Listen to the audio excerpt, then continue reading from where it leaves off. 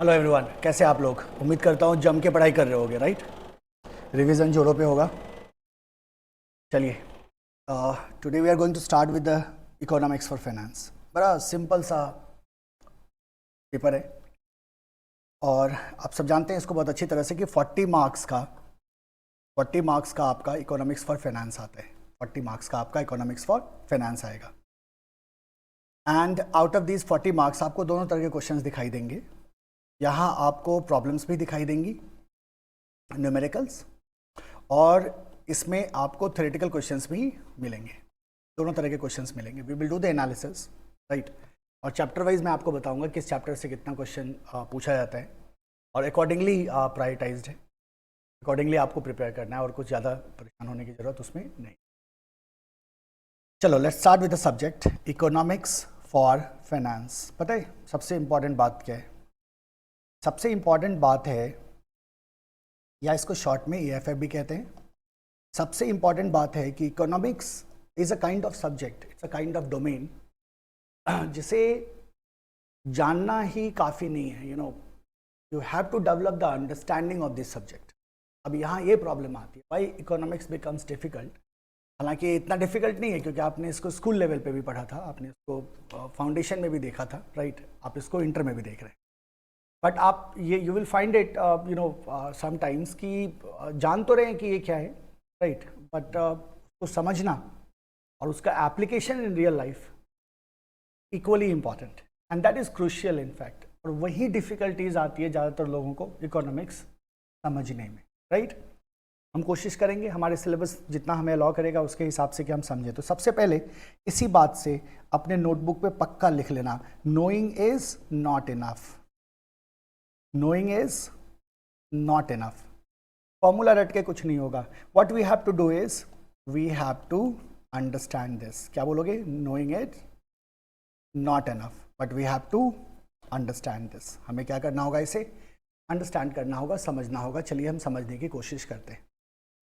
हालांकि आप जानते हैं बहुत अच्छी तरह से, है ना, आप कई बार पहले पढ़ चुके हैं, इसीलिए हम बेसिक्स में, इंट्रोडक्शन में ज़्यादा टाइम नहीं देंगे।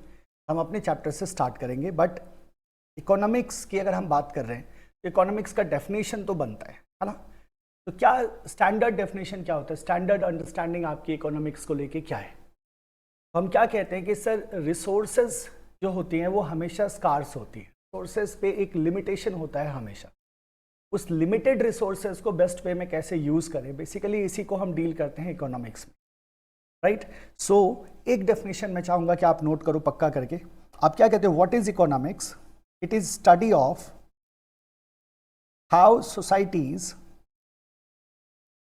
Use scarce resource, how societies used scarce resources to produce commodities, and distribute it among different people.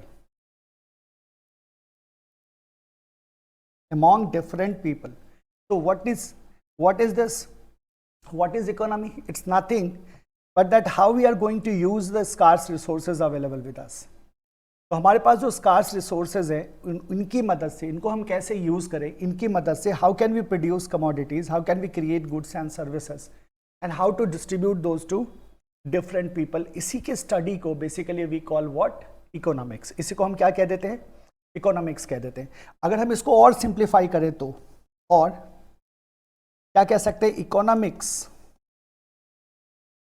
Studies how individuals. अब थोड़ा सा एलैबोरेट कर रहे हैं। Another definition which is very very popular and very important definition, individuals, firms, तो household आ गया, business आ गया, and government, firms and government. So economics studies how individual, firms and governments and other organisation, और को भी include कर लो। Economics studies how individual, firms, government and other organisation within our society make choices and how these choices determines a society's use of its resources. So again, you will find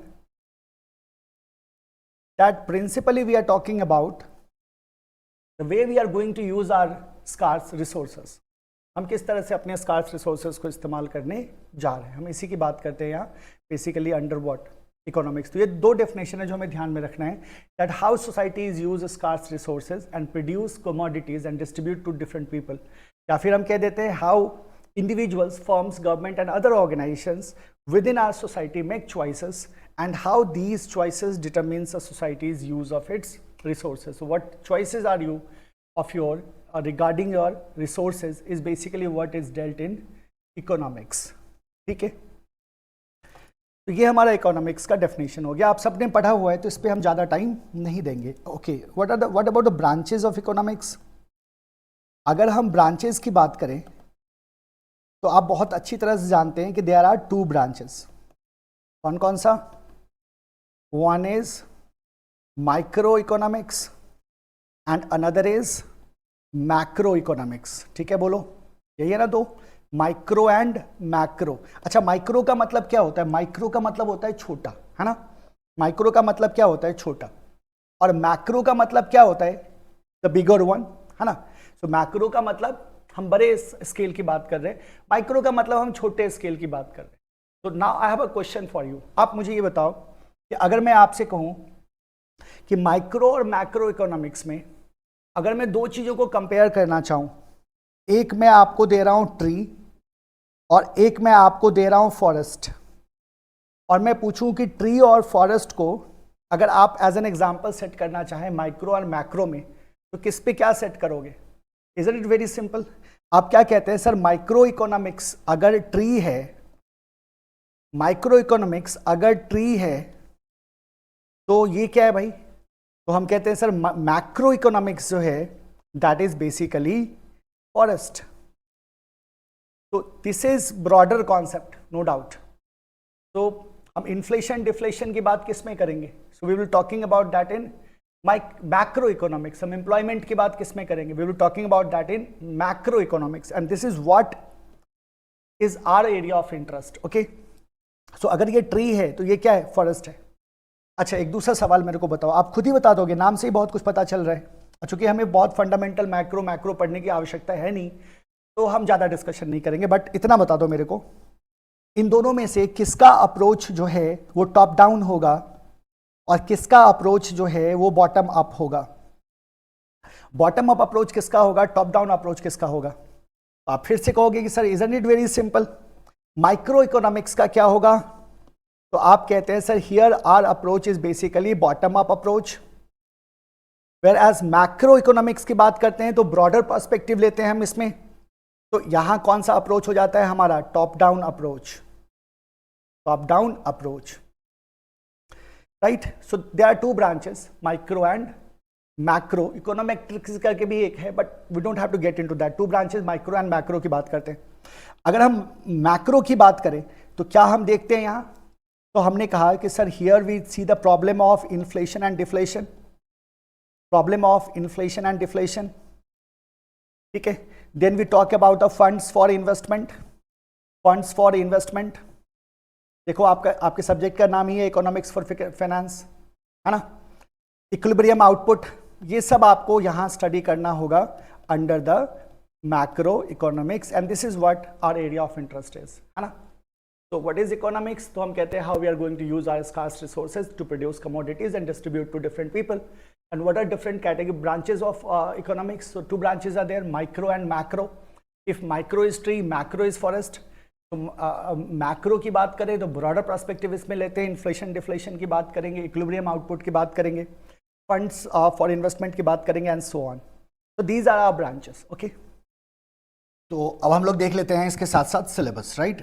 अगर हम syllabus की बात करें बालक तो total 14 chapters में हम पढ़ेंगे। मैं आपको बता दूं कि 4 चैप्टर हैं हमारे सिलेबस में और 4 चैप्टर के अंदर यूनिट्स हैं, पर सारे यूनिट्स को अगर हम चैप्टर बना सकते हैं, कोई दिक्कत नहीं है उसमें। तो टोटल 14 चैप्टर्स बनते हैं। 14 chapters are equally important? No, ऐसा बिल्कुल भी नहीं है। कुछ चैप्टर बहुत ही ज़्यादा इंपॉर्टेंट है, कुछ चैप्टर से क्वेश्चंस नहीं आते, कुछ से बड़े ही डिफाइंड नंबर ऑफ क्वेश्चंस आते हैं। तो अकॉर्डिंगली हम प्रायोरिटाइज करेंगे, अकॉर्डिंगली हम टाइम देंगे डिफरेंट चैप्टर्स को। तो चलो देखते हैं कि हमारे पास वो 14 चैप्टर्स क्या क्या है। हालांकि मैं अभी चैप्टर वाइज डिस्कशन नहीं करूंगा because we have to start first chapter in this lecture, but आप एक बार जरूर जान लो, सिलेबस पता होना चाहिए और निश्चित रूप से पता होना चाहिए हर एक बच्चे को। अगर हम सिलेबस की बात करें तो जो सबसे पहला चैप्टर है हमारा, जो हम स्टार्ट करने जा रहे हैं, that is the national income accounting. National income accounting सबसे पहला चैप्टर है हमारा, national income accounting. So this is our chapter number 1। Chapter number 1 के बाद सेकेंड चैप्टर है हमारे पास केनेजियन थियरी पे, Keynesian theory of determination of national income, of determination of national income, Keynesian theory of determination of national income. अब ये 2 units हैं basically, जो 2 unit मिलके पहला चैप्टर बनाते हैं जिसका नाम है डिटर्मिनेशन ऑफ नेशनल इनकम। तो ये दोनों मिलके जो चैप्टर को बनाते हैं ना, ये 2 यूनिट हैं जिसको हमने 2 चैप्टर बोल दिया है फिलहाल, ये दोनों ही मिलके बनाते हैं डिटर्मिनेशन ऑफ नेशनल इनकम। क्या कहते हैं इसको? Determination of national income. इसको हम कहते हैं डिटर्मिनेशन ऑफ नेशनल इनकम। ये बेसिकली आपका पहला चैप्टर है और पहले चैप्टर के अंदर 2 यूनिट है, तो मैंने दोनों को क्या कर दिया, चैप्टर बना दिया। आपको भी ऐसे ध्यान में रखना है, ईजी रहेगा। उसके बाद चलते हैं थर्ड चैप्टर पे। तीसरे चैप्टर में हमारे पास fiscal function, fiscal function and it's an overview. Basically ये क्या है? ओवरव्यू है फिस्कल फंक्शन का। चलते हैं नंबर 4 में। चौथे चैप्टर में हमारे को पढ़ना है मार्केट फेलियर। जैसे ही आपने मार्केट फेलियर पढ़ा तो फिर आपके पास आपका अगला चैप्टर आ जाता है कि जब मार्केट फेलियर होता है तो गवर्नमेंट इंटरवेंशन होता है। तो गवर्नमेंट इंटरवेंशंस क्या क्या हैं, that what we have to study, that is the government interventions to correct market failure. Government interventions to correct market failure, कि क्या क्या गवर्नमेंट इंटरवेंशन हो सकते हैं मार्केट फेलियर को क्या करने के लिए, करेक्ट करने के लिए, right. And then after we have the chapter number 6 जहां हमें पढ़ना है फिस्कल पॉलिसी। फिस्कल पॉलिसी को हमें यहां पढ़ना है। अब ये जो आपके चैप्टर्स है ना, ये जो आपके चैप्टर है, चैप्टर 3, 4, 5 एंड 6, ये चैप्टर जो है आपके, ये चैप्टर जो है बेसिकली ये यूनिट्स हैं अंडर द चैप्टर जिसका नाम है पब्लिक फाइनेंस। लेकिन हमने क्या किया है, हमने सारे यूनिट्स को ही चैप्टर बना दिया है। तो ये मेरा पहला चैप्टर होता है डिटर्मिनेशन ऑफ नेशनल इनकम, दूसरा चैप्टर होता है public finance. Determination of national income के अंदर 2 यूनिट हैं और पब्लिक फाइनेंस के अंदर हमारे पास कितने यूनिट हो गए, 4 यूनिट हो गए। तो हमने चारों को चैप्टर बना दिया, ठीक है। चलते हैं नंबर 7। तो 7वां चैप्टर है बेसिकली हमारे पास, that is the concept of money demand. दोनों कॉन्सेप्ट पढ़ना है, मनी डिमांड, मनी सप्लाई। तो पहले हम देखते हैं कॉन्सेप्ट ऑफ मनी डिमांड को, कॉन्सेप्ट ऑफ मनी डिमांड, और सीक्वेंस ऑल्टर नहीं करेंगे, जो इंस्टीट्यूट का दिया हुआ सीक्वेंस है उसी पे पढ़ना है। सेकंड है हमारे पास concept of money supply, concept of money demand and concept of money supply. And then we have another chapter in this, that is the monetary policy. अब ये जो 3 यूनिट्स हैं, ये जो 3 यूनिट्स हैं, ये 3 यूनिट्स बन के बेसिकली आपका बनता है मनी मार्केट, जो आपका है चैप्टर नंबर 3, मनी मार्केट। तो ये हमारा है चैप्टर नंबर 3। तो हमने उसको क्या किया, चैप्टर बना दिया यूनिट को हटा के। तो टोटल अभी देखो कितने हो गए, 9 हो गया आपके पास। फिर चलते हैं हम, अब हमारा शुरू होता है चैप्टर जिसको कहते हैं इंटरनेशनल ट्रेड। अब इंटरनेशनल ट्रेड में we have certain units, 5 unit हमारे पास वहां भी है। सबसे पहला आता है हमारे पास theories of international trade, theories of international trade, theories of international trade. Number 11 instrument of trade policy, instrument of trade policy, instrument of trade policy. Number 12 instrument trade policy के बाद trade negotiations, trade negotiations. Then we have to study about the exchange rate and its economic effect, and its economic effect. And the last unit in this chapter is international capital movements, international capital movements, international capital movements. तो जरा गौर करो कि ये जो आपके units हैं, 5 units हैं total, ये मिल के बनाते हैं जिस चैप्टर को, उसका नाम है इंटरनेशनल ट्रेड। तो कितने चैप्टर हो गए बालक, अगर देखा जाए तो 4 चैप्टर हो गए ना, लेकिन कितने यूनिट्स हमारे पास टोटल आ रहे थे 14, तो 14 यूनिट्स को हमने 14 चैप्टर का नाम दे दिया, simple sweet. We will go one by one. National income accounting and Keynesian theory, determination of national income, जो पहला है ना आपका पहला chapter, that is the determination of national income. इसके अंदर 2 यूनिट्स हैं। Is the most important chapter as far as the practical question is concern, right. तो हम प्रायोरिटाइज करेंगे इसको, मैं आपको ब्रेकअप दूंगा बाद में कि किस चैप्टर से कितने मार्क्स का क्वेश्चन आता है। अकॉर्डिंगली मैं आपको गाइड भी करूंगा किस थियरी पे कंसंट्रेट करना है, किस पे नहीं करना है। We will do that at later stage, right. फिलहाल हम क्या करेंगे, फिलहाल हम स्टार्ट करेंगे हमारे पहले चैप्टर से जिसका नाम होगा national income accounting, right. So let's start करते हैं। चैप्टर 1, क्या नाम है चैप्टर का? National income accounting. National income accounting, national income accounting, ठीक है। चैप्टर के नाम पे जरा गौर करो। चैप्टर कह रहा है कि भाई हमारे को नेशनल इनकम की अकाउंटिंग करनी है, ठीक है। तो सबसे पहला जो सवाल आता है हमारे सामने वो तो यही आ जाएगा, व्हाट इज नेशनल इनकम। पहले चैप्टर का नाम तो समझ लें। नेशनल इनकम का क्या मतलब है? Because when there is a term national income, तो एक और टर्म आपके सामने आएगा, that is called as domestic income. One is domestic income, one is national income, and domestic income also ultimately will contribute in calculating the national income. But दोनों में difference होता है, डोमेस्टिक इनकम में और national income में difference होता है। तो अगर इस चैप्टर का नाम है नेशनल इनकम अकाउंटिंग, जो पहला कंसर्न आपके सामने क्या आ जाता है कि भाई नेशनल इनकम होता क्या है। अब जैसे हम कहते हैं इंडिया का अगर हम नेशनल इनकम की बात करें तो हम कैसे कैलकुलेट कर सकते हैं कि इंडिया का नेशनल इनकम क्या है? तो आप कहते हो कि नेशनल इनकम का मतलब है income earned by, income earned by, income earned by, वो इनकम जो अर्न किया गया है बाय नॉर्मल रेसिडेंट्स। फंडामेंटल्स के लिए मैं अलग से आपको समय हमें देने की जरूरत नहीं है। फंडामेंटल्स मैं आपको साथ ही साथ कराता चलूंगा, अकॉर्डिंगली नोटिंग करते चलना और अकॉर्डिंगली तैयार करते हुए चलना, बात के लिए हमारे पास टाइम है नहीं।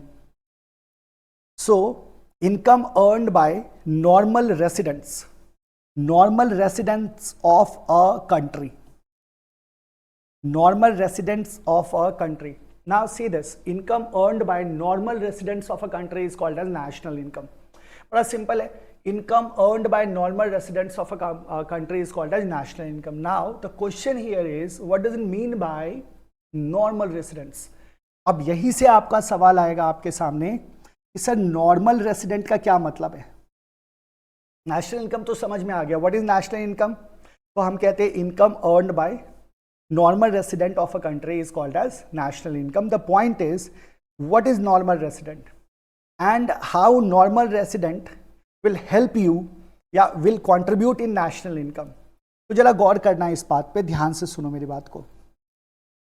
अब मैं आपको यहाँ एक टर्म दे रहा हूं, that is national product, national product, ठीक है। अब देखो national product क्या होता है, what is national product? National product simply is the production activities of normal residents, the production activities or normal residents. Normal residents का जो production activities होता है, जो production activities होता है, वही होता है आपका national product। जो total output है आपका, that will be your national product। अब ये जो नेशनल प्रोडक्ट है हमारा, व्हाट इज दिस? आप कहते हैं production activities of normal residents.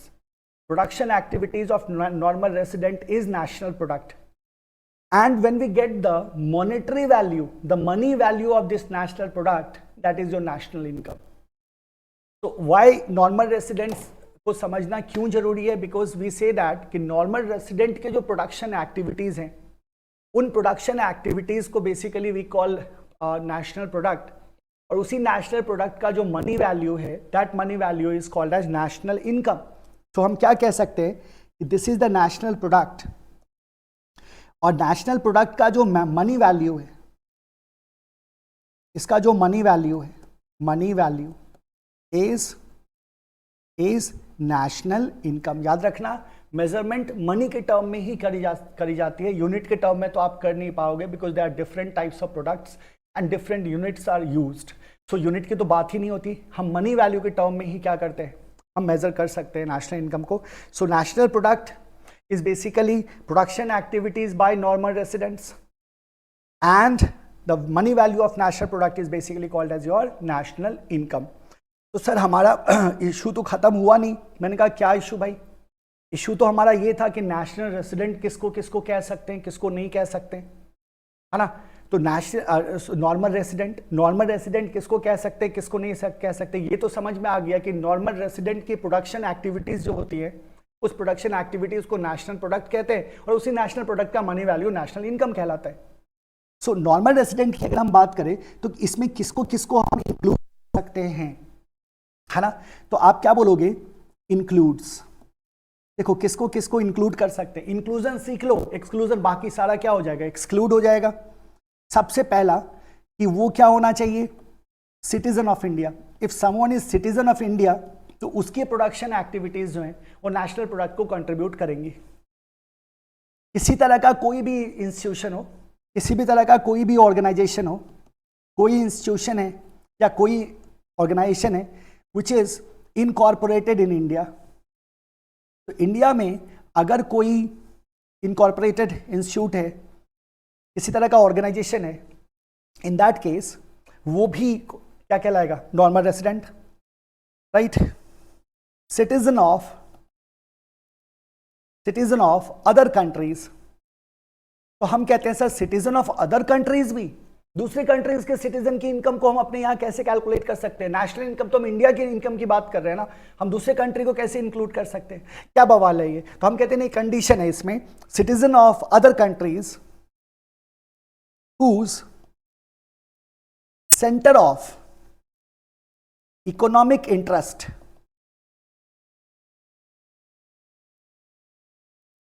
lies in country or territory, और country बोल दो, lies in country। अगर जिसका सेंटर ऑफ इकोनॉमिक इंटरेस्ट आपके कंट्री में लाई करता है, मान लो अगर हम इंडिया का नेशनल इनकम देख रहे हैं and there is some citizen from other country as well, but जो इनका सेंटर ऑफ इकोनॉमिक इंटरेस्ट है that is in India, in that case that will be considered as normal resident. वो भी क्या होगा, नॉर्मल रेसिडेंट की तरह consider होगा, राइट। नेक्स्ट, इसमें एक बात और मेंशन कर ही लो वरना बाद में कंफ्यूजन होगा। क्या बोलोगे? Lies in country more than 1 year, 1 साल से ज्यादा के लिए हो, है ना। अब मान लो कोई टूरिस्ट आया और यहां से घूम के चला गया, तो उसको नॉर्मल रेसिडेंट बोलेंगे क्या? नहीं बोलेंगे। मान लो कोई बीमार, मतलब हमारे यहाँ मेडिकल साइंस बहुत हाई फाई है, आपको पता है, बहुत अच्छी तरह से, बहुत एडवांस है अदर बहुत सारी कंट्रीज के रिस्पेक्ट में। आप किसी को ट्रीटमेंट कराना है, आप अक्सर सुनते होंगे कि बाहर के लोग आते हैं इंडिया में ट्रीटमेंट कराने, तो ट्रीटमेंट कराने आया, ट्रीटमेंट करा के चला गया, तो क्या उसको नॉर्मल रेसिडेंट बोल देंगे क्या? तो हम बोलेंगे नहीं, उसको नहीं बोलेंगे हम, राइट। इनका इकोनॉमिक इंटरेस्ट लाई करना चाहिए एंड मोर देन 1 ईयर इनको यहां होना चाहिए। नेक्स्ट, सिटीजन ऑफ इंडिया जो किसी भी तरह की इंटरनेशनल बॉडीज में काम करते हैं। इंटरनेशनल ऑर्गेनाइजेशंस का मतलब क्या हुआ? जैसे आप WHO की बात कर लो, तो कोई इंडियन सिटीजन है अगर और वो WHO में काम कर रहा है, तो that in that case that will be considered was as a normal resident. तो citizen of India working in international bodies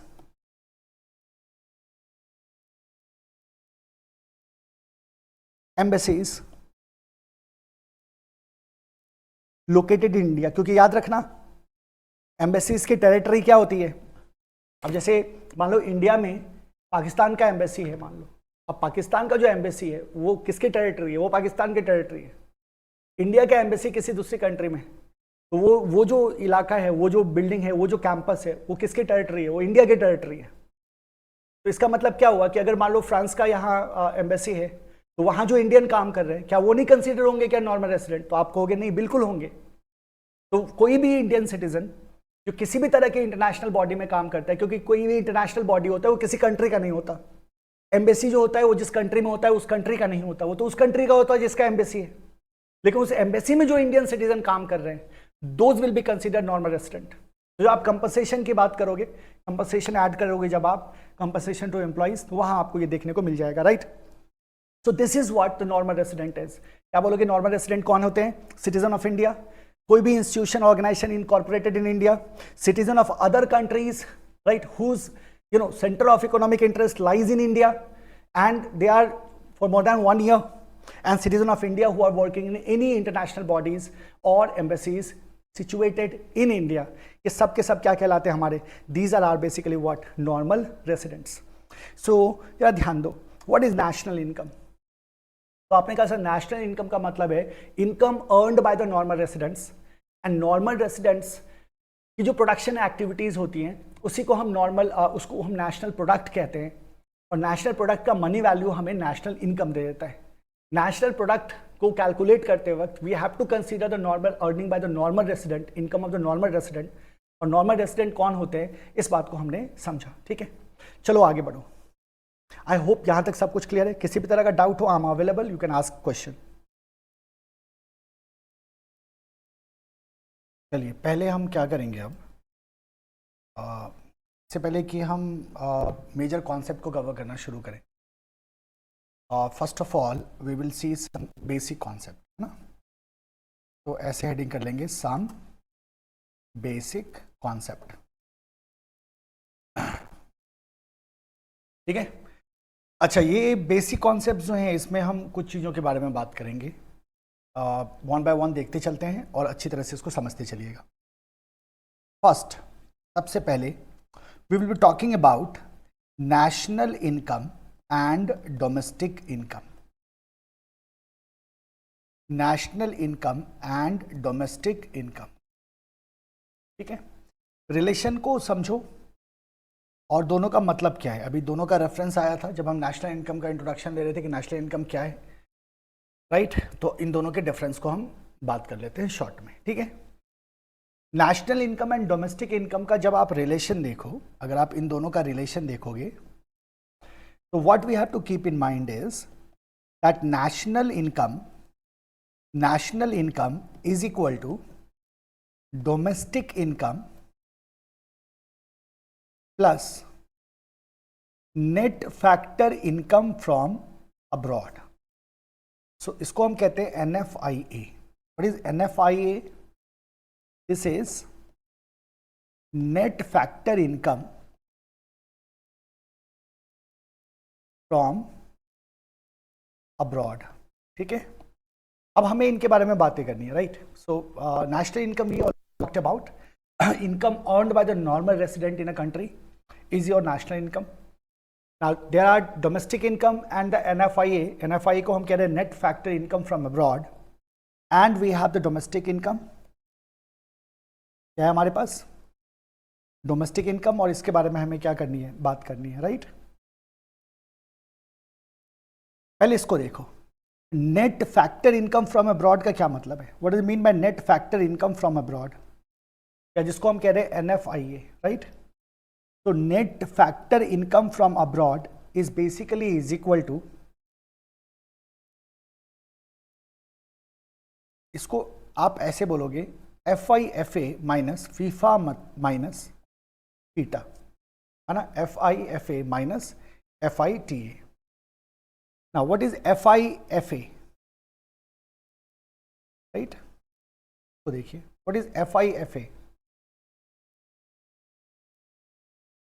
and what is FITA, ठीक है। NFIA is equal to FIFA and FITA।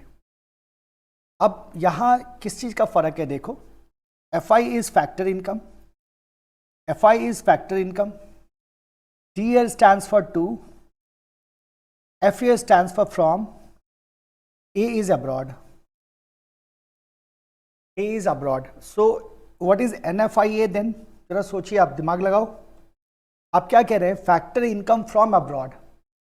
Abroad से जो हमारा factor income है हमारी country में, and factor income to abroad, जो इंडिया से अब्रॉड जा रहा है, इसका डिफरेंस हमारा क्या होता है, NFIA होता है। NFIA क्या है एग्जैक्टली अगर देखा जाए सिंपल शब्दों में, तो this is giving a value of what, net, है ना, इसीलिए इसको कहा गया net factor income from abroad. Why it is called as net factor income from abroad? You know the concept of gross and net, पता है आपको अच्छी तरह से। तो नेट हम पहले भी सीखा है इस चीज को कि जब नेट होता है तो इसका मतलब there is some element, some component जिसमें डिफरेंस हमें देखने को मिलता है। So net factor income from abroad is basically factor income from abroad minus factor income to abroad। मतलब बाहर से कितना आया और हमारे यहाँ से बाहर कितना गया, इसका जो डिफरेंस होगा यही डिफरेंस देता है हमें NFIA। And this NFIA is the difference between the domestic income and the national income. NFIA domestic income में कंसिडर नहीं होता, NFIA डोमेस्टिक इनकम में इंक्लूड नहीं होता, NFIA नेशनल इनकम में इंक्लूड होता है।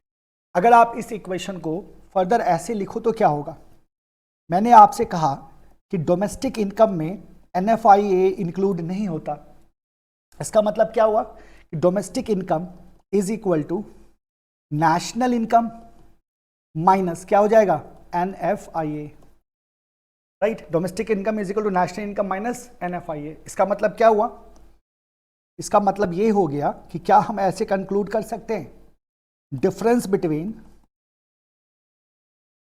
Between national income and domestic income is of NFIA।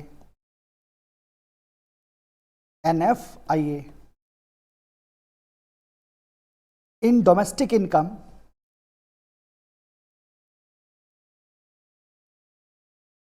NFIA is not included।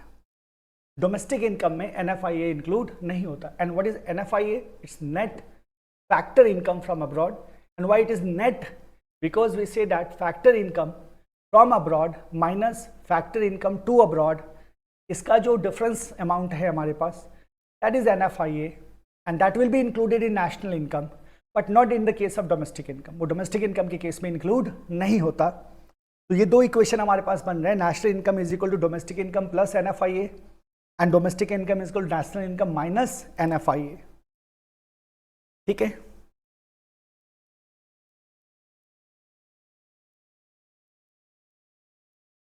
Right. अब इसको हम अलग से लेते हैं, राइट। अब जरा देखो फर्दर, देखो we are discussing the concepts, आपको अच्छी तरह से समझना है। मैंने पहले ही कहा था नोइंग इज नॉट इनफ, है ना। We are talking about national factor income, net factor income from abroad. Net factor income from abroad is equal to factor income from abroad minus factor income to abroad, FIFA minus FITA, right. अब जरा गौर करो कि ये जो आपका FIFA है, factor income from abroad, factor income from abroad, this is included in national income but not in the domestic income. This is included in national income. This is included in national income. और ये आपका जो FITA है, this is included in domestic income. Included in domestic income.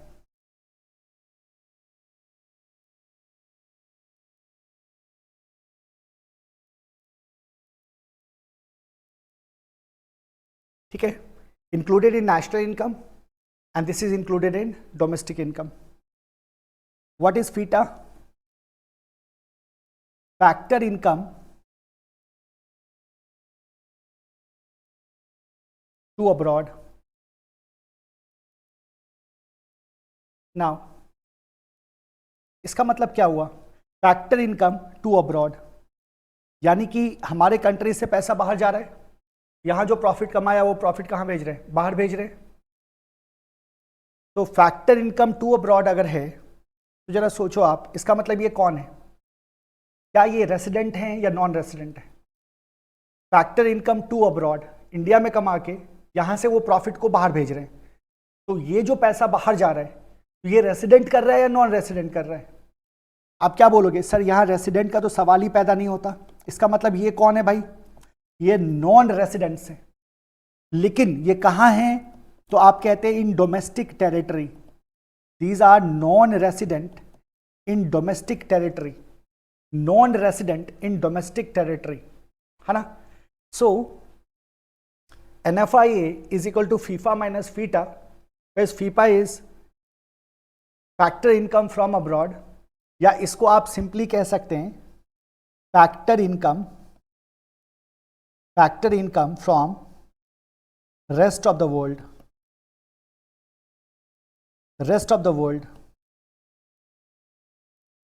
ठीक है? It is include, FIFA is included in what? National income, and FITA is basically included in what? Domestic income. And factor income to abroad is basically non-resident. ये किसका income है? Non-residents in domestic territory, ये उनका income है, right? इसको यहीं छोड़ो, अभी हम वापस जाएंगे उस पर और दोबारा आ जाइए। नेशनल इनकम हम पहले देख चुके थे। Let's talk about the domestic income. Domestic income में क्या क्या चीज़ें आती हैं, इसको हम कैसे डिफाइन कर सकते हैं, इसको हम कैसे समझ सकते हैं, ये किसका इनकम है? You simply say that domestic income is the income by resident या नॉन रेसिडेंट। तो आप बोलोगे दोनों तरह के लोगों का इनकम इंक्लूड यहां हम कर रहे होते हैं, रेसिडेंट्स का भी और नॉन रेसिडेंट्स का भी, residents as well as non residents, residents as well as non resident. Idea क्या है कि ये कहां होना चाहिए? Within economic territory. अब जैसे इंडिया का जो इकोनॉमिक टेरिटरी है, उस टेरिटरी में चाहे वो रेसिडेंट हो या नॉन रेसिडेंट हो, उनका जो इनकम है that will contribute to the domestic income. फिर से सुनो ध्यान से, आपने क्या कहा था? नॉर्मल रेसिडेंट का जो मेरा इनकम था that was the national income, but what you are saying in the case of domestic income, resident है या नॉन रेसिडेंट है, if they are in the economic territory then their income will be included in domestic income, चाहे वो resident हो चाहे वो non resident हो, ठीक है? अब जरा गौर करो, ये जो आपका नॉन रेसिडेंट का जो इनकम है, ये जो आपका नॉन रेसिडेंट का जो इनकम है, यही इनकम बाहर जाएगा ना? ये जो आपका नॉन रेसिडेंट का इनकम है, ये इनकम कहां जाएगा? बाहर जाएगा। तो ये जो नॉन रेसिडेंट का इनकम है बेसिकली यही हमारा है factor income to abroad, FITA.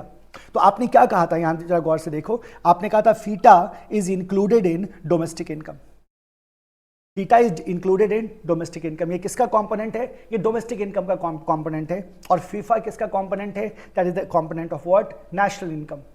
So domestic income मतलब है इनकम बाय रेसिडेंट्स और non residents within the economic territory. And when it comes to non resident, तो नॉन रेसिडेंट तो कमाएगा यहां, भेजेगा बाहर। इसका मतलब ये क्या हो गया? फैक्टर इनकम टू अब्रॉड ये आउटफ्लो है पैसे का, and factor income from abroad ये इनफ्लो है पैसे का। दोनों का डिफरेंस हमारे को नेट फैक्टर इनकम दे देता है फ्रॉम अब्रॉड। और ये net factor income from abroad जो है, यही डिफरेंस है डोमेस्टिक का और नेशनल इनकम का। वी सिंपली से दैट कि अगर हम नेशनल इनकम को देखें तो हम कहते हैं national income is equal to domestic income plus NFIA, और अगर डोमेस्टिक को देखें तो domestic income is equal to national income minus NFIA, because domestic इसको इंक्लूड नहीं करता। तो दो इक्वेशन हमने यहाँ देखा था, domestic income is equal national income minus NFIA और national income is equal domestic income plus NFIA, right? तो ये दो चीज़ों को हमने यहाँ देखा था। तो ये कॉन्सेप्ट है आपका डोमेस्टिक का, और ज़्यादा थियरी हम नहीं लिखेंगे, ज़्यादा एक्सप्लेनेशन की आपको आवश्यकता नहीं होगी, राइट? पहला कॉन्सेप्ट था ये domestic income and national income. Now come to the next concept. आप देखोगे कि we will be talking about the market price and the factor cost, ये बार बार आएगा। और याद रखना, ये जो बेसिक कॉन्सेप्ट मैं आपको बता रहा हूं, इन्हीं बेसिक कॉन्सेप्ट्स के आधार पे पूरे चैप्टर के प्रॉब्लम सॉल्व हो जाएंगे। बहुत सिंपल है, बहुत इतना मुश्किल भी नहीं है, it's very simple to deal with, है ना। So market price and the factor cost, market price and the factor cost, ठीक है। अब ये there are two concepts, market price and the factor cost. अब पहले इसको बात कर लो, फैक्टर कॉस्ट की बात कर लो पहले। अगर हम फैक्टर कॉस्ट की बात करें तो इसका मतलब क्या है, ये बेसिकली नाम से ही पता चल रहा है फैक्टर का कॉस्ट। इसके फैक्टर की बात कर रहे हैं, फैक्टर ऑफ प्रोडक्शन की बात कर रहे हैं, फैक्टर ऑफ प्रोडक्शन की बात कर रहे हैं, चाहे हम लैंड की बात करें, हम इक्विपमेंट की बात करें, हम एंटरप्राइज की बात करें, those are factor of production. तो फैक्टर ऑफ प्रोडक्शन का कॉस्ट है, तो cost of factor of production, cost of factor of production को हम कहते हैं फैक्टर कॉस्ट, राइट। नाउ अब यहां ध्यान दो, cost of factors of production की अगर हम बात करें तो व्हाट आर दीज फैक्टर्स, ये कौन से फैक्टर्स हैं जिसकी हम यहां बात कर रहे हैं, जिनको प्रोडक्शन में कंज्यूम किया जाता है, ठीक है। जाहिर सी बात है, इन्हीं फैक्टर्स ऑफ प्रोडक्शन को कंज्यूम करते हैं हम, and we produce commodity or goods or services which is distributed to different people. So what are these factors and how can we define these factors? आप simply कहते हैं कि these factors are nothing but the input. These factors are basically input. ये inputs हैं हमारे, used in. ये inputs हैं जिनको use किया गया है किसमें, production activity में, है ना। Input used in production of goods and services, goods and services को प्रोड्यूस करने के लिए जिन फैक्टर्स को हमने यूज किया, those are basically are factor of production. और उन फैक्टर ऑफ प्रोडक्शन का जो मेरा कॉस्ट है, that is the cost of factor of production, and that cost of factor of production is called as factor cost. So अब सवाल यहां ये आता है कि भाई किस तरह के इनपुट की हम बात कर रहे हैं, किस तरह के इनपुट की हम बात कर रहे हैं। आप क्या बोलोगे, different input will be used. जैसे हम क्या कहते हैं, we will be using land, right, we will be using land and of course we will be using labour. हमें वर्कर्स की जरूरत होगी, हमें लैंड की जरूरत होगी। तो whenever we have to do the production of goods और services, we will be using what, capital. Investment होगा किसका, कैपिटल का। And of course entrepreneurship, enterprise, we have to do what, enterprise. So land, labor, capital and enterprise. Up, these are the factors and all these factors will have some cost. ये हमारे क्या हैं, these are the factors and all these factors will have some cost. Now in terms of what, let's talk about the land. So for land we may have to give what, rent.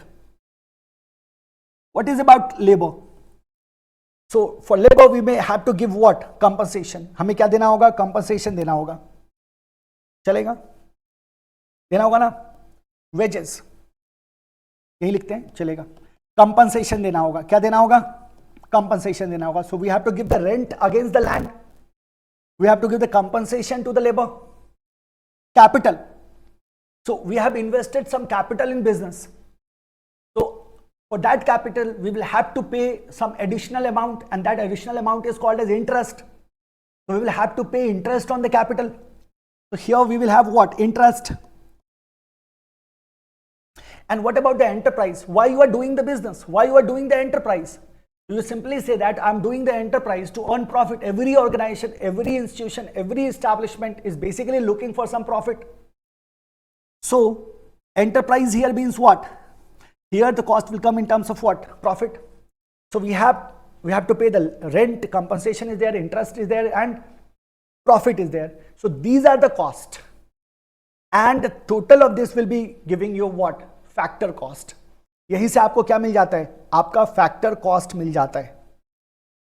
Now from where you have procured these factors, from where you have procured these factors, so you simply say that from the society, yes or no?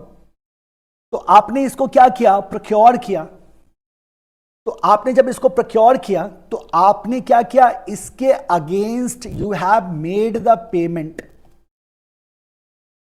और जो आपने payment किया, जिसने आपको ये factors available कराया है, उसके लिए वो क्या हो जाएगा, factor income. Yes or no? So this factor cost is basically factor income and the factor payment counterparties के लिए. Yes. So cost of factor of production simply means the cost of all input being used in production of goods and services. There is land, labor, capital or enterprise. For land we give rent, for labor we give compensation, for capital we have interest, and for enterprise we have profit. So this will give us what? This will give us what? Cost of factor of production. Right? So इसका मतलब क्या हुआ कि अगर मान लो कि we have manufactured a pen, ऐसे सोचो कि हमने जीन्स बनाया, एक जीन्स पैंट बनाया मान लो फॉर एग्जांपल, और इसका कुछ कॉस्ट आया मेरा, तो टोटल जो फैक्टर कॉस्ट ऑफ प्रोडक्शन है दैट इज ₹500. कितना आ गया? ₹500 आ गया. अब ये तो मेरा फैक्टर कॉस्ट ऑफ प्रोडक्शन है. अब हम जानते हैं कि इतने पे हम इसको बेच नहीं पाएंगे. बेच पाएंगे क्या? नहीं बेच पाएंगे. Why we won't be able to sell it? या सिंपल ऐसे सोचो ना कि मान लो एक कोचिंग क्लास आपको 1000 रुपीज में कोई क्लास दे रहा है. तो 1000 रुपीज में अगर वो क्लास दे रहा है आपको, तो 1000 रुपीज में उन्होंने प्राइस रखा और फिर उन्होंने बोल दिया plus taxes. Now what happens is कि अगर दो सेक्टर इकोनॉमी की बात कर रहे हैं हम, हाउस होल्ड एंड बिजनेस की बात करें, तब तो भाई कोई दिक्कत नहीं है हमारे को. पर जैसे ही गवर्नमेंट का इंटरवेंशन होता है, गवर्नमेंट आती है रोल में, तो government different types of services provide करती हैं डिफरेंट स्टेक होल्डर्स को, और बदले में वो टैक्स कलेक्ट करती है. तो आप बोलोगे 1000 का मेरा खर्चा हुआ और ठीक है मैं 1000 में इसको बेच सकता हूं, प्रॉफिट भी कमा सकता हूं थोड़ा बहुत. तो गवर्नमेंट कहता है नहीं रुको, इस पे क्या करो, जीएसटी लगा के दो मेरे को. आपको क्या कह रहे हैं कि भैया इस पे जीएसटी लगाओ. तो आपने क्या किया? 18% जीएसटी लगा दिया. ठीक है. जैसे आपने 18% जीएसटी लगा दिया, इसका प्राइस क्या हो गया? चेंज हो गया ना. इतना ही हुआ ना, 180. So 1180 rupees. Now this is what you have to pay. आपको इतना पे करना होगा. So this is what is the market price. लेकिन जरा सोचो, क्या मेरे को इस क्लास को का जो मेरा कॉस्ट था और प्रॉफिट हमने जो ऐड करके शुरू में देखा था, या जो मेरा कॉस्ट था वो कितने का था? 1000 का था. वो कितने का था मेरा? 1000 का था. लेकिन उस पर टैक्स लगने के बाद कितना हो गया? वो 1180 हो गया. अब ये टैक्स किसको जाएगा? This will go to the government. So that's the difference between the market price and the factor cost. जब हम मार्केट प्राइस की बात करते हैं तो मार्केट प्राइस में ना आपके टैक्सेस इंक्लूडेड होते हैं. कभी कभी क्या होता है, यहां तो टैक्स गवर्नमेंट ने आपसे कलेक्ट कर लिया, तो लोड चला गया बायर पे. बायर को वो पेमेंट करना है और वो बिजनेस क्या करता है? अल्टीमेटली गवर्नमेंट को पे कर देता है.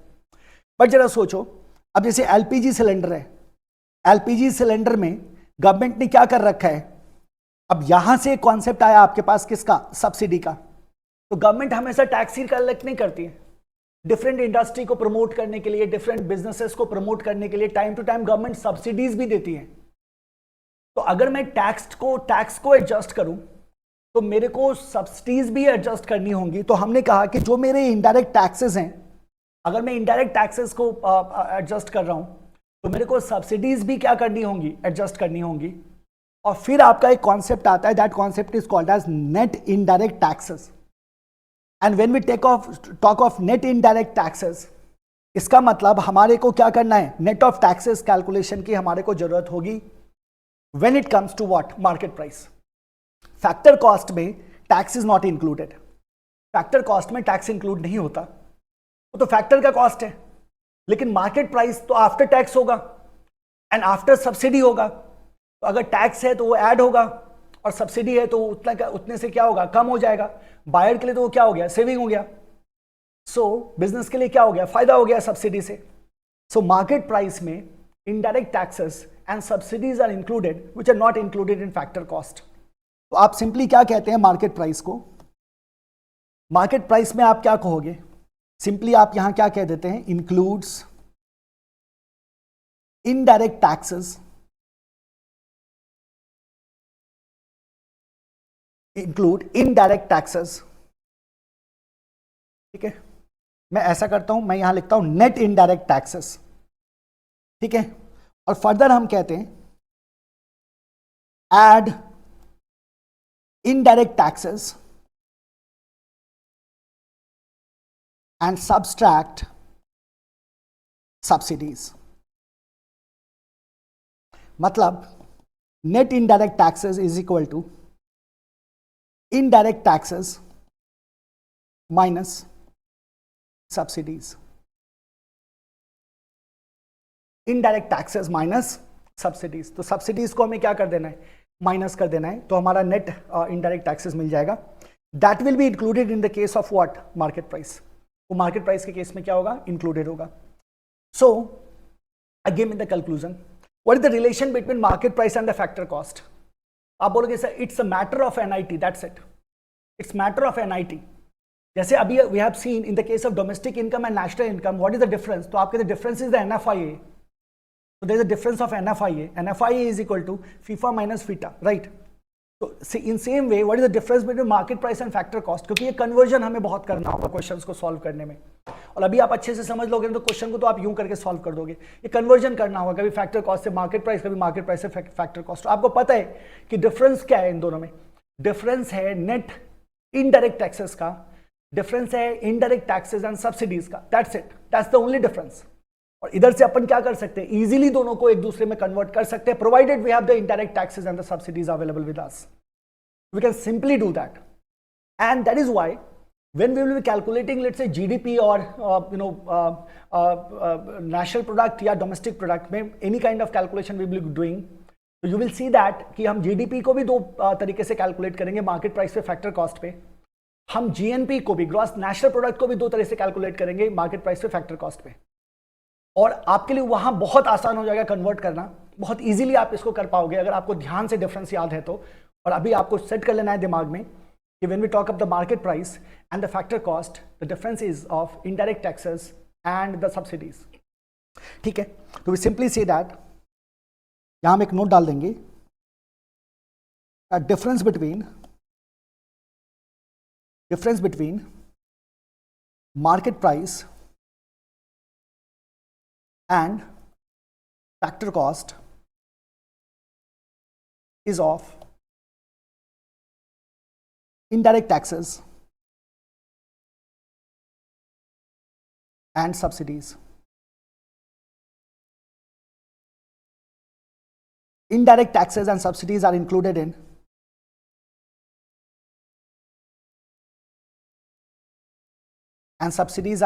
in market price and not in factor cost,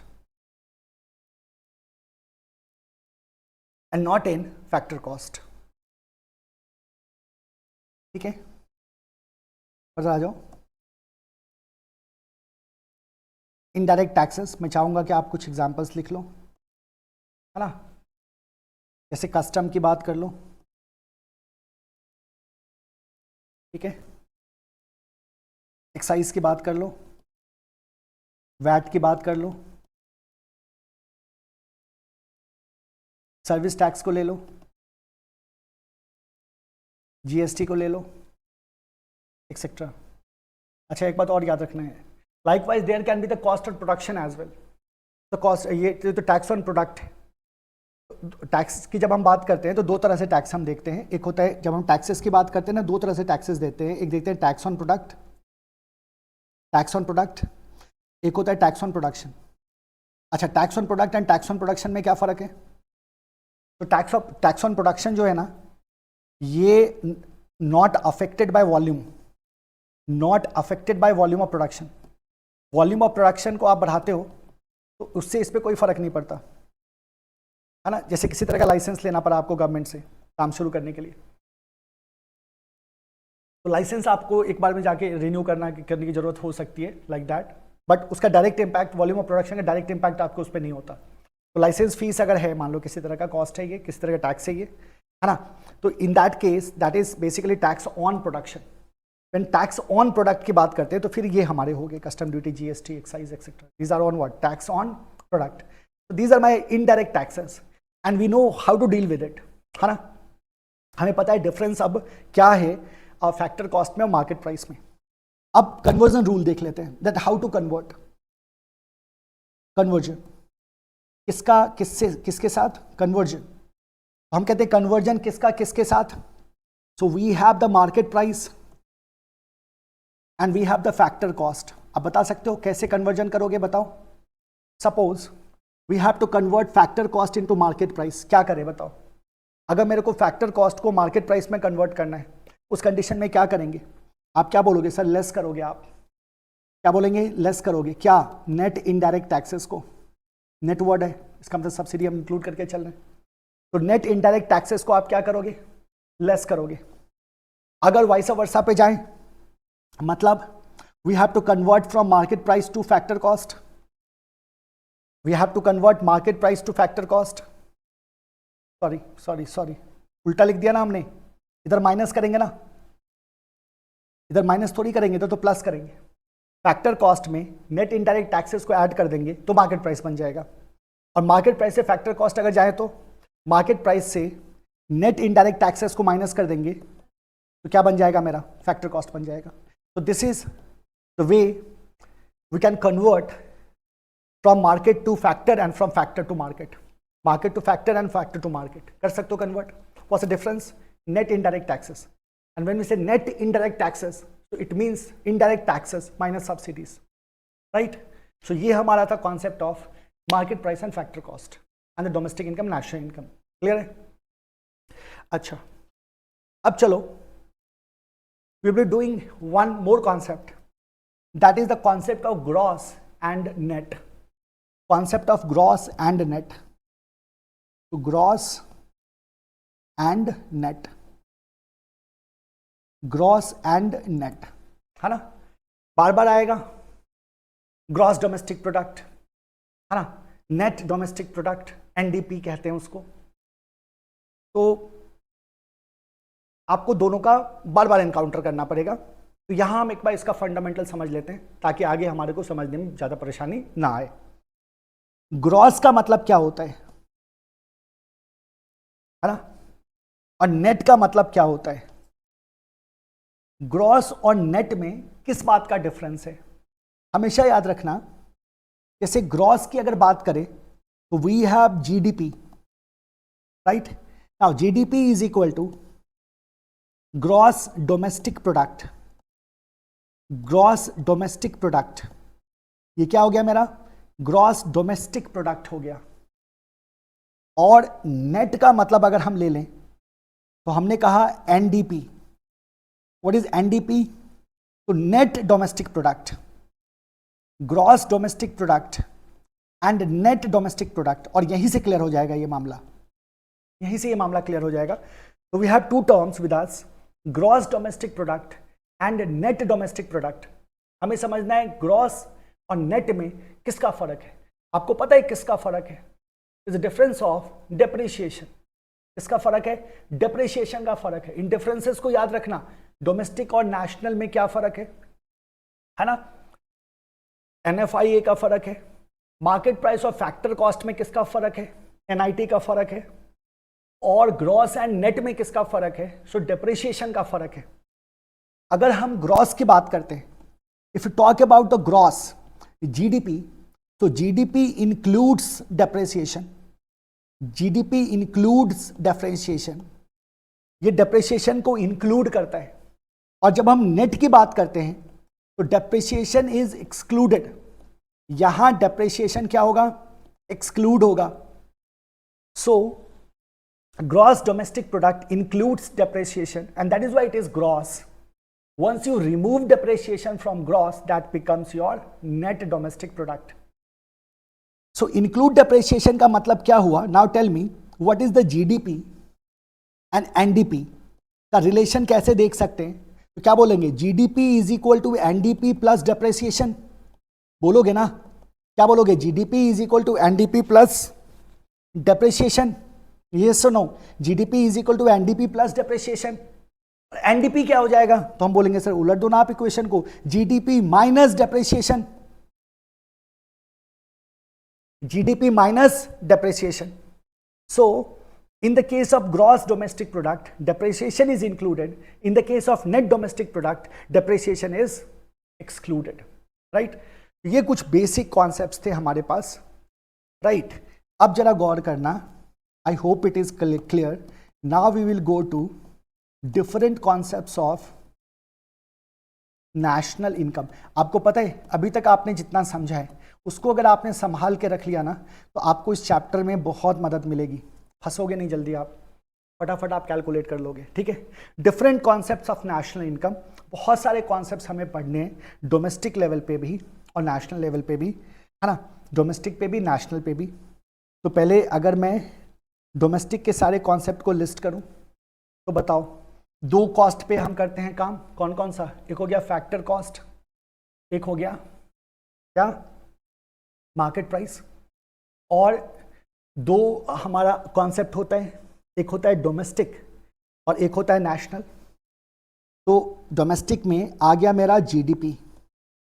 ठीक है, जीडीपी जीडीपी बताओ, इसका मतलब दो तरह से हम पढ़ेंगे.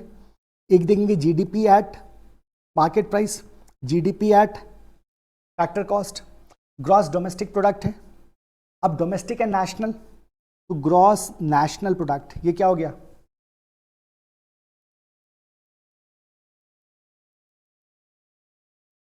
हाँ चलेगा, इसी को ले लेते हैं पहले.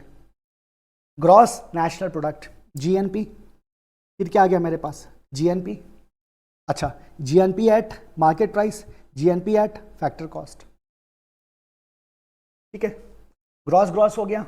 नेट पे आ जाओ. Net domestic product, net domestic product ये भी दोनों पे, market price, factor cost. Yes और नो? अब देखो, नेट नेशनल प्रोडक्ट,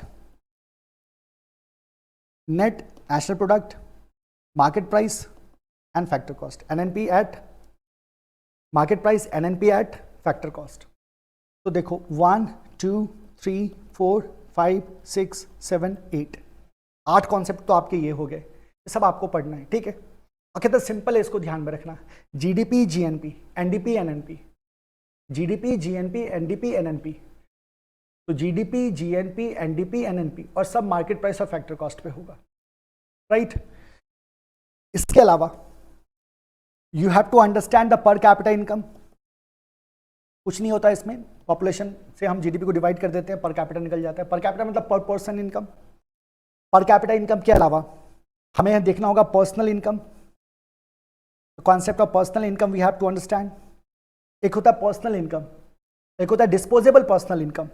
हमें ये भी देखना है, disposable personal income, personal income and disposable personal income. And at last we have the private income. Right? So these are the fundamental concepts of national income, what we have to understand before going into the measurement, the method, the calculation of national income. उसमें जाने से पहले हमें इन सबको basic को समझना होगा. Okay, सो जब हम जीडीपी पढ़ेंगे उसी समय हम रियल एंड नॉमिनल जीडीपी के बारे में पढ़ेंगे और जीडीपी डिफ्लेटर के बारे में भी पढ़ेंगे हम. तो इसके अंदर हमें छोटे छोटे कॉन्सेप्ट्स देखने को मिलेंगे. We will see that. सारे कंडीशंस को हमें सीखना है, सारे रूल्स को हमें सीखना है. जो भी रूल्स मैं आपको बताऊंगा बड़ी सिंपल तरीके से बताऊंगा और उतना ही थियरी हमें कवर करके चलना है जिससे हमारा प्रॉब्लम सॉल्व हो. इन दो चैप्टर से यूजुअली, चैप्टर 1 चैप्टर 2 से usually you will get the numerical to solve. यहाँ से बहुत ज़्यादा स्कोप नहीं है, थियरी क्वेश्चन आपसे पूछे जाएंगे एग्जामिनेशन. हम शुरू करते हैं कॉन्सेप्ट्स को और सबसे पहले स्टार्ट करेंगे क्या? जीडीपी. राइट. तो मार्केट प्राइस पे भी देखना है, फैक्टर कॉस्ट पे भी देखना है, जीडीपी को भी, जीएनपी को भी, एनडीपी को भी और एनएनपी को भी. Right. Let's start.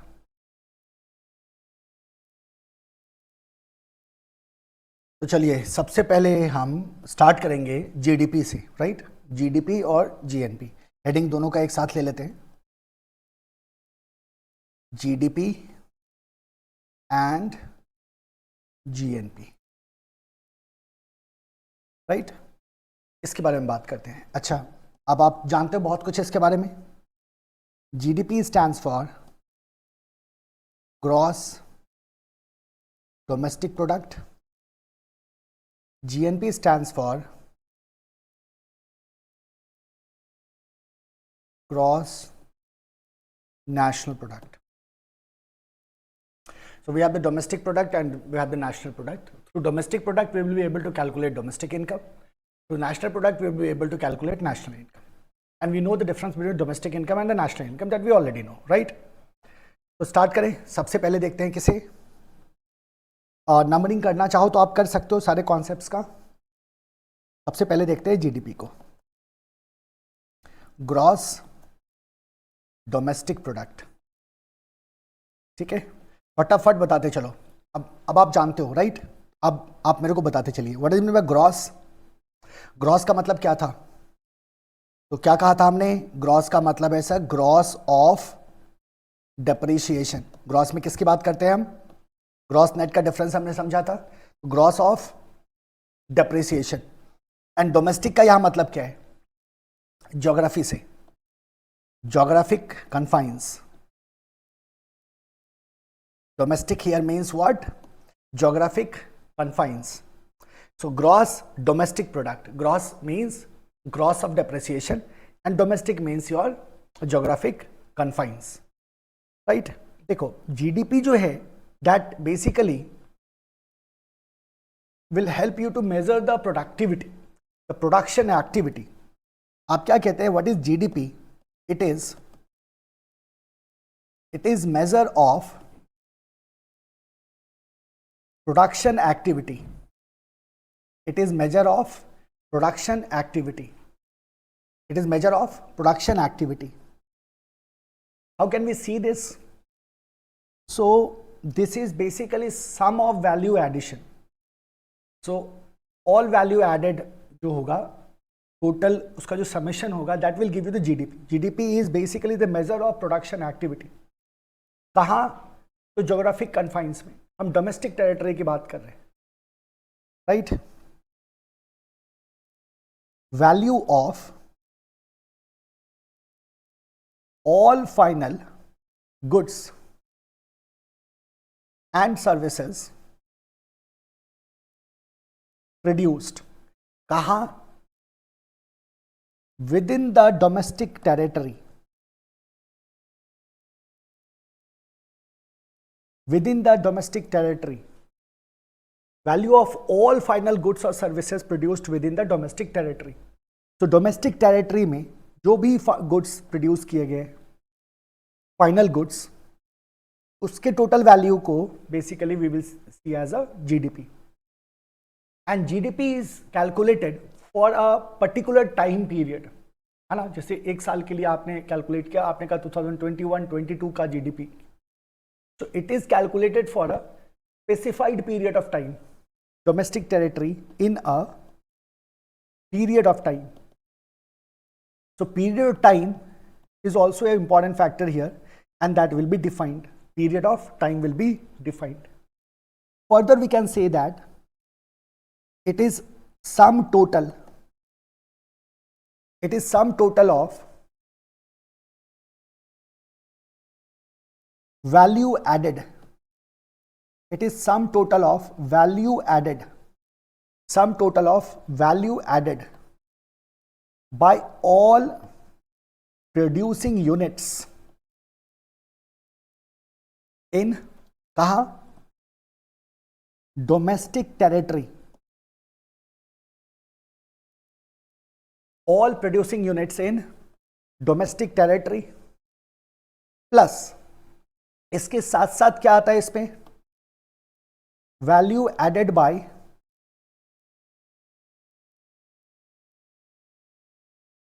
current production by क्या था? याद है या भूल गए? अभी अभी पढ़ा हमने ना, क्या था? नॉन रेसिडेंट्स, मतलब foreign residents, foreigners. So value added by current production by non-residents or foreign firms.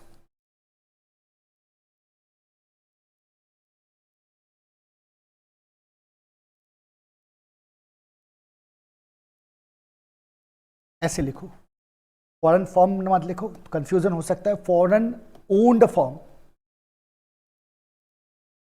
the foreigners owned firm. So if you remember, when we're talking about FIFA and FITA, जब हम net factor income की जब बात कर रहे थे तो उस समय आपने इस बात को सीखा था कि FITA, that is FITA is included in domestic income, right? It's here. FITA is included in what? Domestic income. And it is a factor income to abroad. It is a factor income to abroad. So that is basically non-resident in the domestic territory. So value added by all producing units in the domestic territory, ये तो आएगा ही आएगा. साथ ही साथ जो non resident domestic territory में जो value addition कर रहे हैं, that will also be added in the case of GDP because it is the domestic product. और हम जानते हैं कि डोमेस्टिक फीटा किसका पार्ट होता है? डोमेस्टिक का. तो we simply say that sum total of value added by all producing units in domestic territory plus value added by current production by non resident और द फॉरेनर्स और the foreigner owned firm. ये जो total value addition होगा that will give you what? Your GDP, है ना. इसका मतलब क्या हुआ? इसका मतलब ये हुआ कि अगर हम ऐसा कह रहे हैं कि नॉन रेसिडेंट का जो इनकम है that income will be included in case of domestic, इसका मतलब payment transfer will be excluded. Yes और नो? इसका मतलब payment transfer will be excluded. Payment transfer का कॉन्सेप्ट यहां एक्सक्लूड होगा.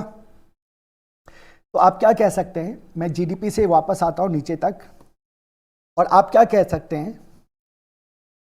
It excludes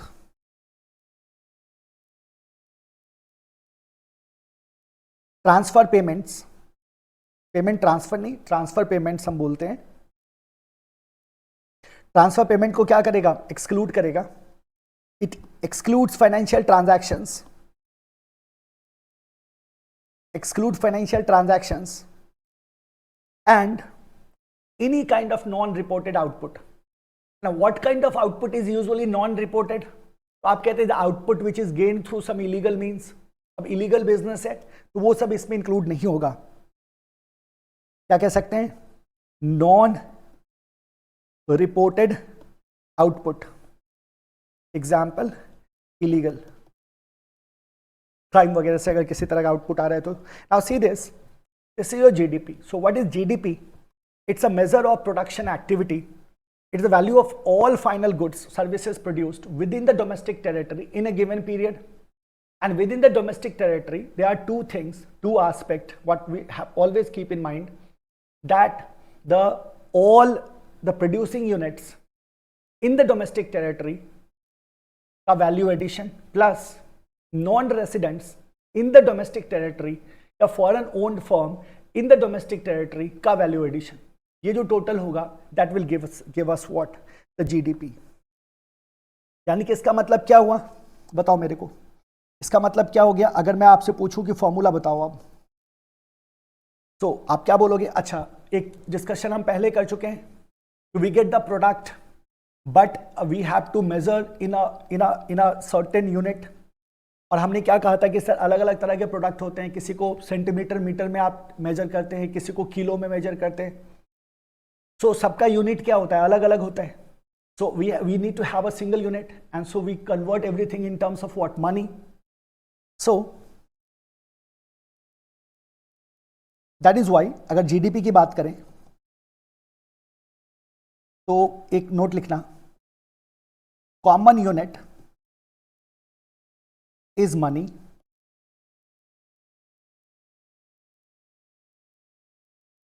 Money. Common unit is money used for goods and services.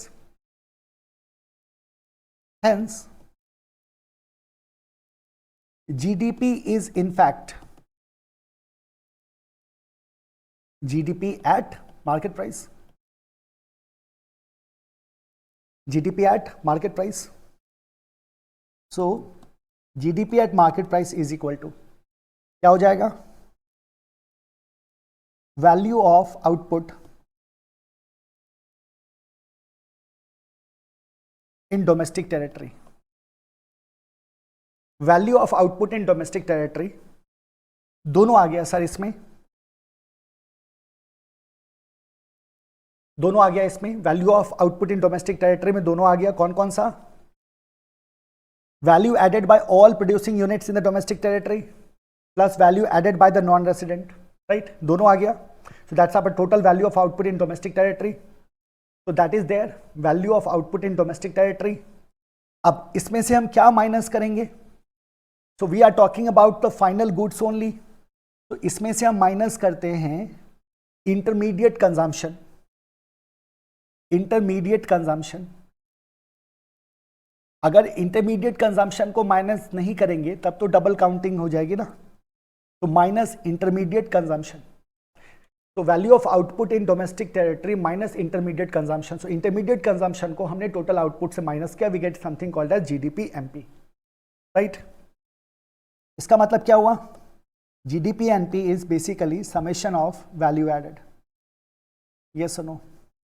GDP MP is basically summation of value added, right. So this is your GDP MP, clear है?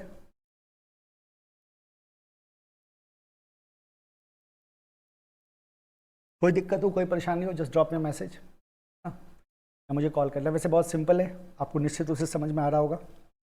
बहुत ही simple तरीके से, बहुत ही simplified वे में मैं आपको बता रहा हूँ कि आप इसको आसानी से सीधा सीधा न्यूमेरिकल में यूज़ करो।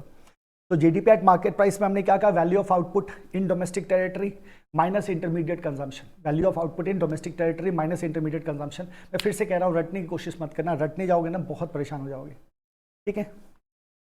फर्दर एक बात को और यहाँ ध्यान में रखिएगा कि जब हमने जब डिफाइन किया जीडीपी को, तो हमने कहा कि it is basically measure of production activity in which we have the goods services produced within a domestic territory in a period of time. So आप जब गुड्स की बात करते हैं ना, तो आप इसको भूलना मत, हमेशा याद रखना, गुड्स जो होते हैं ना बालक, दो तरह के होते हैं। जब आप गुड्स की बात कर रहे हैं ना, तो we are talking about two types of goods, two types of goods, two types of goods. एक होता है कैपिटल गुड्स और एक होता है आपका inventory investment, inventory investments, inventory investment, ठीक है, capital goods and inventory investment. अब जरा ध्यान दो, ये मैं आपको बाद में समझाऊंगा, दिस इज इंपॉर्टेंट, स्टैटिक लगा के छोड़ दो। कैपिटल गुड्स में क्या क्या आ गया? प्लांट आ गया, इक्विपमेंट आ गया, है ना। इसके एग्जांपल में क्या कर देंगे? हमने कहा सर प्लांट आ गया, इक्विपमेंट आ गया, ये मेरे कैपिटल गुड्स हैं, ठीक है। इन्वेंट्री इन्वेस्टमेंट में अभी आपको बाद में सिखाऊंगा, अभी काम आएगा उसका, ठीक है। So this is our GDP. GDP MP is value of output in domestic territory minus intermediate consumption. GDP MP is basically summation of value added, summation of value added.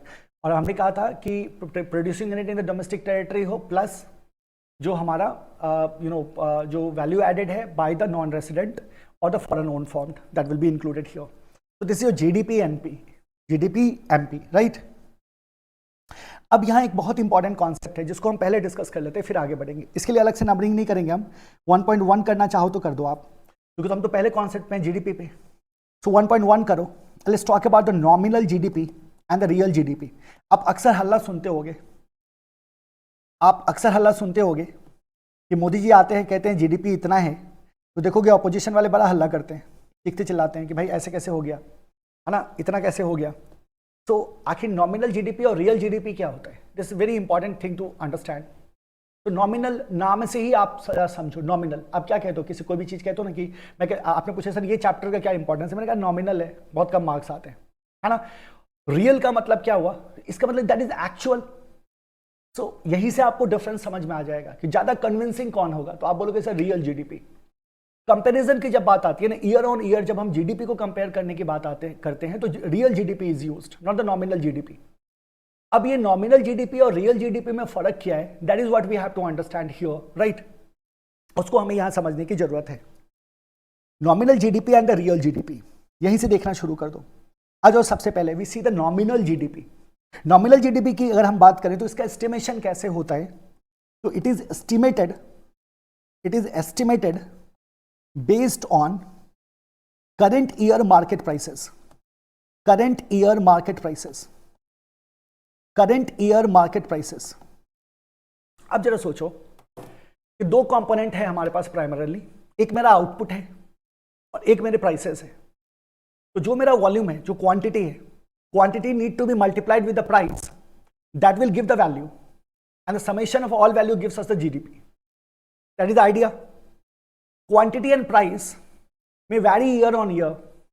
अब मान लो 2015-16 का जो क्वांटिटी और प्राइस था वो 16-17 में same नहीं रहेगा, 17-18 में सेम नहीं रहेगा, वो चेंज होगा। There is impact of inflation and deflation as well. तो हम जानते हैं इन्फ्लेशन होता है तो prices are tend to rise, right. And similarly quantity में भी मेरे को फर्क देखने को मिलेगा ईयर ऑन ईयर पे। अगर मैं जीडीपी का एस्टिमेशन कर रहा हूं based on the current year price, तो फिर हम कैसे कंपैरिजन करेंगे year on year? And that is why nominal GDP का ईयर ऑन ईयर कंपैरिजन में हमारे को दिक्कतें आती है। जब हम नॉमिनल जीडीपी की बात कर रहे हैं तो करंट ईयर मार्केट प्राइस की बात कर रहे हैं। करंट ईयर मार्केट प्राइसेस पे हम क्या करते हैं, इसको कैलकुलेट करते हैं। मतलब ये क्या हो गया नॉमिनल जीडीपी, जीडीपी एट क्या बोलेंगे इसको, current prices, GDP at current prices, GDP at current prices is my nominal GDP. जब हम रियल जीडीपी की बात करते हैं ना, तो here we talk about making price constant. So suppose अगर मैंने प्राइस को कांस्टेंट कर दिया, ठीक है, तो 2017-18, 2018-19, 19-20 तीनों साल का प्राइस मेरा कांस्टेंट है, तो क्वांटिटी में वेरिएशन आएगा, और वो जो क्वांटिटी में वेरिएशन आएगा वो जीडीपी के कंपैरिजन में उसका रिफ्लेक्शन आएगा, and our assessment will be good and more convincing.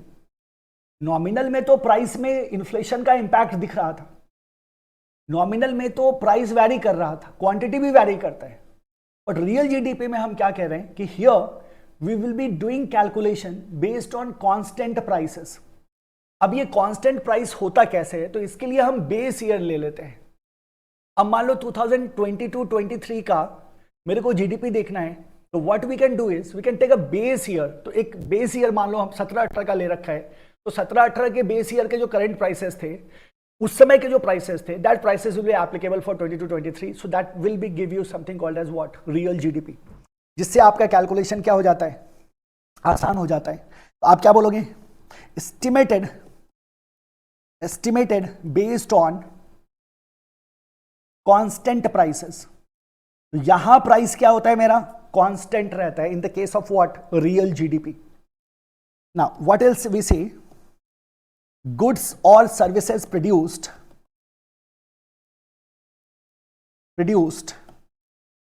In a particular year, goods or services produced in a particular year are evaluated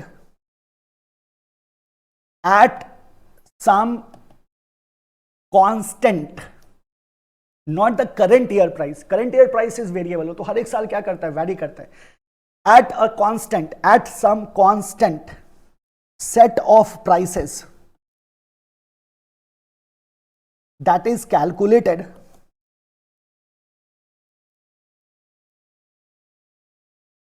using prices of selected base year. So we will have some base year, और उसी के आधार पे constant set of prices को use किया जाएगा, and constant set of prices के आधार पे हम रियल जीडीपी का एस्टिमेशन करते हैं। एक हो गया नॉमिनल जीडीपी, एक हो गया रियल जीडीपी। नॉमिनल जीडीपी का मतलब क्या हुआ, as it is current year quantity, current year prices. लेकिन रियल जीडीपी में क्या करते हैं, बेस ईयर के आधार पे हमारे पास एक कांस्टेंट प्राइसेस होते हैं, उसी के आधार पे हमारा कैलकुलेशन होता है किसका, रियल जीडीपी का, है ना। अब जैसे हमने क्या कहा, ध्यान दो, यहाँ के एग्जाम्पल ले लो, है ना, यहाँ एक एग्जाम्पल ले लो छोटा सा। मान लो बेस ईयर है 17-18 ले लो, 2017-18 को हमने क्या ले लिया, बेस ईयर ले लिया, एंड जीडीपी एट 22-23 का जीडीपी देखना है मेरे को, ठीक है, 22-23 का। तो अपन करते क्या है, देखो 22-23 का हमने क्या ले लिया, वॉल्यूम या क्वांटिटी प्रोड्यूस्ड। जो क्वांटिटी प्रोड्यूस्ड है मेरा वो मैंने कितने का ले लिया, 22-23 का, है ना। तो ऐसे कर देते हैं यहाँ, जीडीपी इज इक्वल टू 22-23 के लिए volume of quantity produced in 2223 multiplied to prices of 17-18। बात आई समझ में? This is how we can calculate what the real GDP, ठीक है। तो my question is, now tell me, nominal और रियल में which one is inflation adjusted? कहाँ इन्फ्लेशन का एडजस्टमेंट हो रहा है, कहाँ नहीं हो रहा है? Which one is inflation adjusted? क्या बोलोगे आप? Real GDP. सर यहाँ इन्फ्लेशन का एडजस्टमेंट होगा, not in the case of what, nominal GDP. Real GDP is basically inflation adjusted, real GDP is inflation adjusted, है ना। ये है आपका nominal GDP and real GDP, ध्यान में रहेगा, बहुत सिंपल है। नोट तो कर लिए होगे।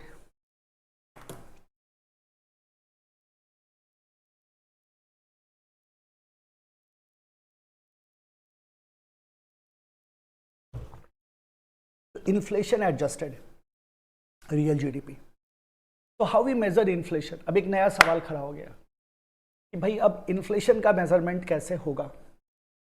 तो now we will move to the next topic. बहुत छोटा सा टॉपिक है, इसी के अंदर है, जैसे 1.1 में नॉमिनल और रियल जीडीपी लिया ना हमने, इसी के अंदर एक दूसरा टॉपिक बनाएंगे, है ना। Done? That is GDP deflator, GDP deflator, है ना। This is basically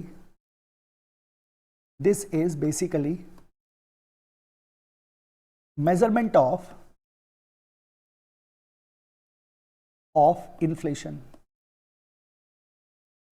This is basically measurement of inflation, ठीक है। क्या होता है देखो, GDP deflator is equal to nominal GDP divided by real GDP multiplied to 100, है ना। GDP deflator is nominal GDP divided by real GDP multiplied to 100, ठीक है।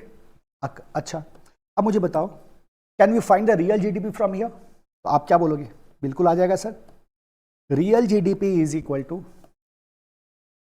Nominal GDP divided by GDP deflator multiplied to 100,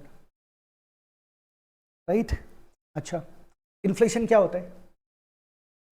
what is inflation? अब तो इसके बारे में तो क्या बात करें हम, इन्फ्लेशन के बारे में बताने की जरूरत नहीं है ना। क्या होता है इसमें, इन्फ्लेशन में क्या होता है?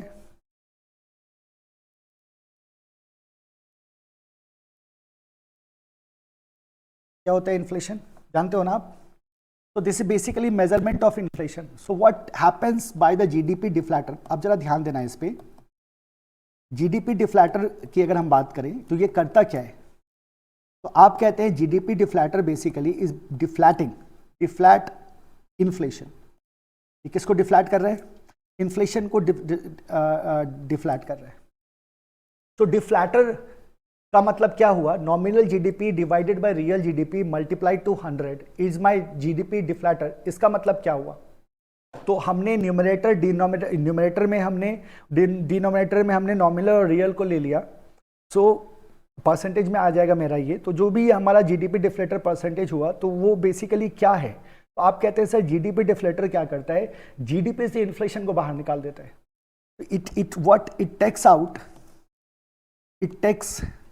It takes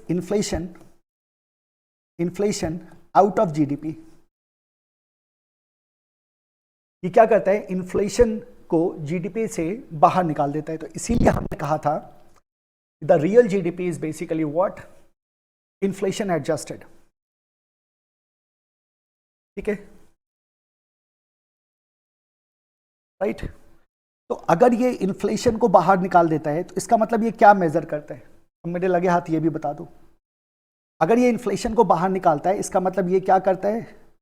it measure changes in prices. किस किस के बीच? बिटवीन, यही इन्फ्लेशन होगा ना कि बेस ईयर और करंट ईयर के बीच में प्राइस का डिफरेंस क्या था, यही इन्फ्लेशन है मेरा। It measure changes in prices between base year and current year. तो बेस ईयर और करंट ईयर के बीच में क्या प्राइस का डिफरेंस है, इस प्राइस ऑफ डिफरेंस को मेरा डिफ्लेटर क्या करता है? मेजर करता है। तो deflator basically help us to what? Take out inflation from the GDP. And how we calculate the GDP deflator? It's nominal GDP divided by real GDP multiplied to 100. So that will give us what? GDP deflator. And how exactly we can use it, है ना? So यहाँ एक note लगा देना, GDP deflator is used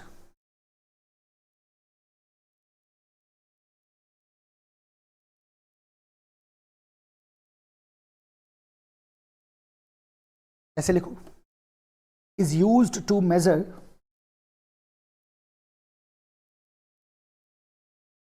the rate of inflation between 2 consecutive years. Rate of deflation between 2 consecutive years. How we can do that? Inflation rate in year 2, अगर मुझे निकालना है, 2 कंसेक्यूटिव ईयर का डेटा गिवन है, तो अगर इन्फ्लेशन रेट ईयर 2 का निकालना है तो दोनों साल का जीडीपी डिफ्लैटर ले लो। GDP deflator year 2 minus GDP deflator year 1, ठीक है, डिवाइडेड बाय सेकेंड ईयर का जीडीपी डिफ्लैटर ले लो, फर्स्ट ईयर का GDP deflator in year 1 multiplied to 100. This will give you the inflation rate in year 2. हम use करेंगे numerical में, और ज़्यादा क्लैरिटी आएगी। तो this all about your GDP deflator. तो ये था आपका जीडीपी, ये था आपका जीडीपी, ठीक है। तो नोट करिए, विल मूव अहेड। तो चलिए आगे बढ़ा जाए। अच्छा, अभी हम देखेंगे एक दो क्वेश्चंस को और फिर हम नेक्स्ट टॉपिक पे जाएंगे, राइट। अब जरा देखो इसको आप, इलस्ट्रेशन नंबर 2 को। इलस्ट्रेशन नंबर 2 कह रहा है the nominal and the real GDP respectively of a country in a particular area are 3000 crore and 4700 crore. तो आपका नॉमिनल जीडीपी है 3000 करोड़ और रियल जीडीपी है 4700 करोड़। नॉमिनल जीडीपी, ये है आपका illustration question number 2। Nominal GDP and real GDP, ये है 3000 करोड़, ये है 2700 करोड़, ठीक है। अब कह रहा है calculate the GDP deflator and comment on the level of prices of the year in comparison with the base year. So now what we have to do is we have to calculate the GDP deflator. क्या calculate करना है? GDP deflator calculate करना है and we have to make appropriate comment. तो बताओ क्या solution होगा इसका? जीडीपी डिफ्लेटर की अगर हम बात करें तो क्या फॉर्मूला था? Is equal to nominal GDP divided by real GDP multiplied to 100 is equal to, nominal कितना है? 3000 divided by 4700, 3000 and 4700, not 2700, 4700 multiplied to 100, है ना। तो ये हो जा रहा है आपका 3000 by 47, 3000 by 47,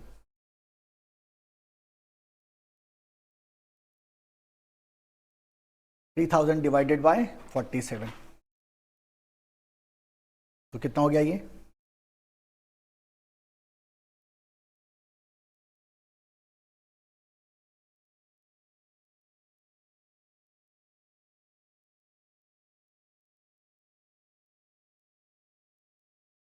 $63.829, so this is your 63.83%, right. तो ये हो गया मेरा डिफ्लेटर। ना this deflator is less than 100, है ना। तो इसका मतलब क्या हुआ? क्या कमेंट होगा आपका? कमेंट क्या होगा आपका? प्राइस लेवल डिक्रीज और फॉल्स डाउन, क्यों? As deflator is less than 100। अब डिफ्लेटर क्या है? लेस देन 100 है, तो इसका मतलब क्या हुआ? प्राइस लेवल क्या होगा? डिक्रीज होगा, ठीक है, यही है ना। तो देखना 63.83, the price level has fallen since GDP deflator is less than 100, 100 से कम है तो प्राइस लेवल क्या हो रहा है? फॉल हो रहा है। इलस्ट्रेशन 3 देखना, find nominal GDP if the real GDP is 450 and price index is 120। So अब यहां दो चीजें हैं। Question number 3, price index is 120 and real is 450, nominal पूछा जा रहा है। So now we can use the price index, है ना। हम क्या कर सकते हैं? सिंपली प्राइस इंडेक्स का इस्तेमाल कर सकते हैं। क्या होगा formula? Nominal GDP is equal to real GDP multiplied to price index divided by 100, okay. So GDP deflator can be used as price index as well, एक ही बात है।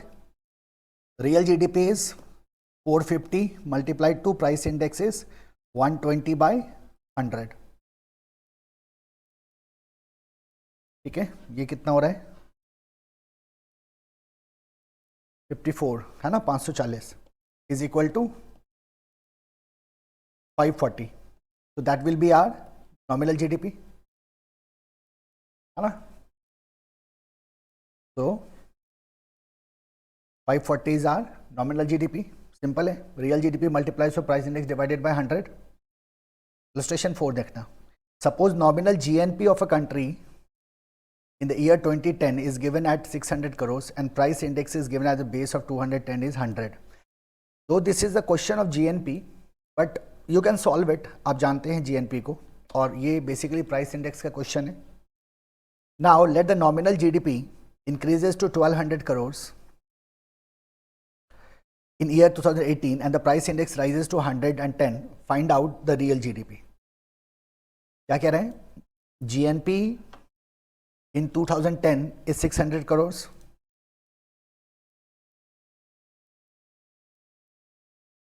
Question number 4 solution, कह रहा है GNP 2010 कितना है? 600 crores,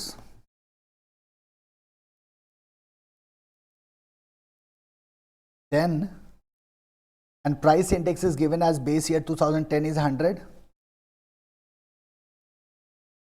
Price index 2010 is 100. Now let the nominal GDP increase to 1200 crores in 2018. Price index rises to 100. Find the GDP, real GDP. Nominal GDP बढ़ के 1200 करोड़ हो गया,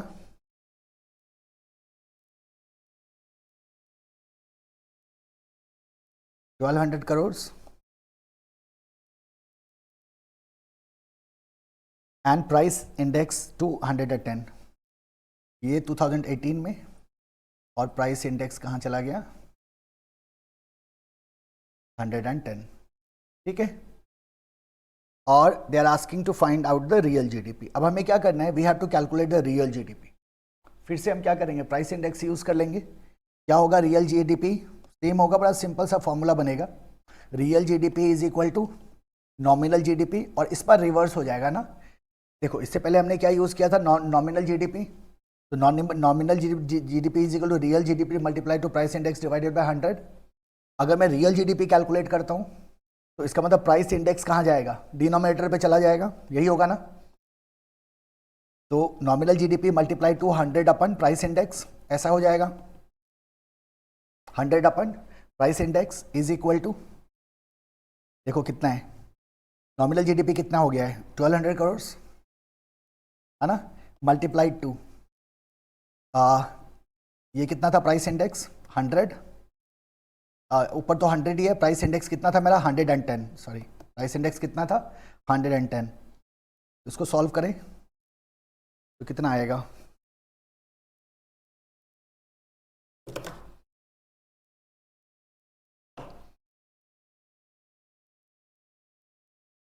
तो ये हो जाएगा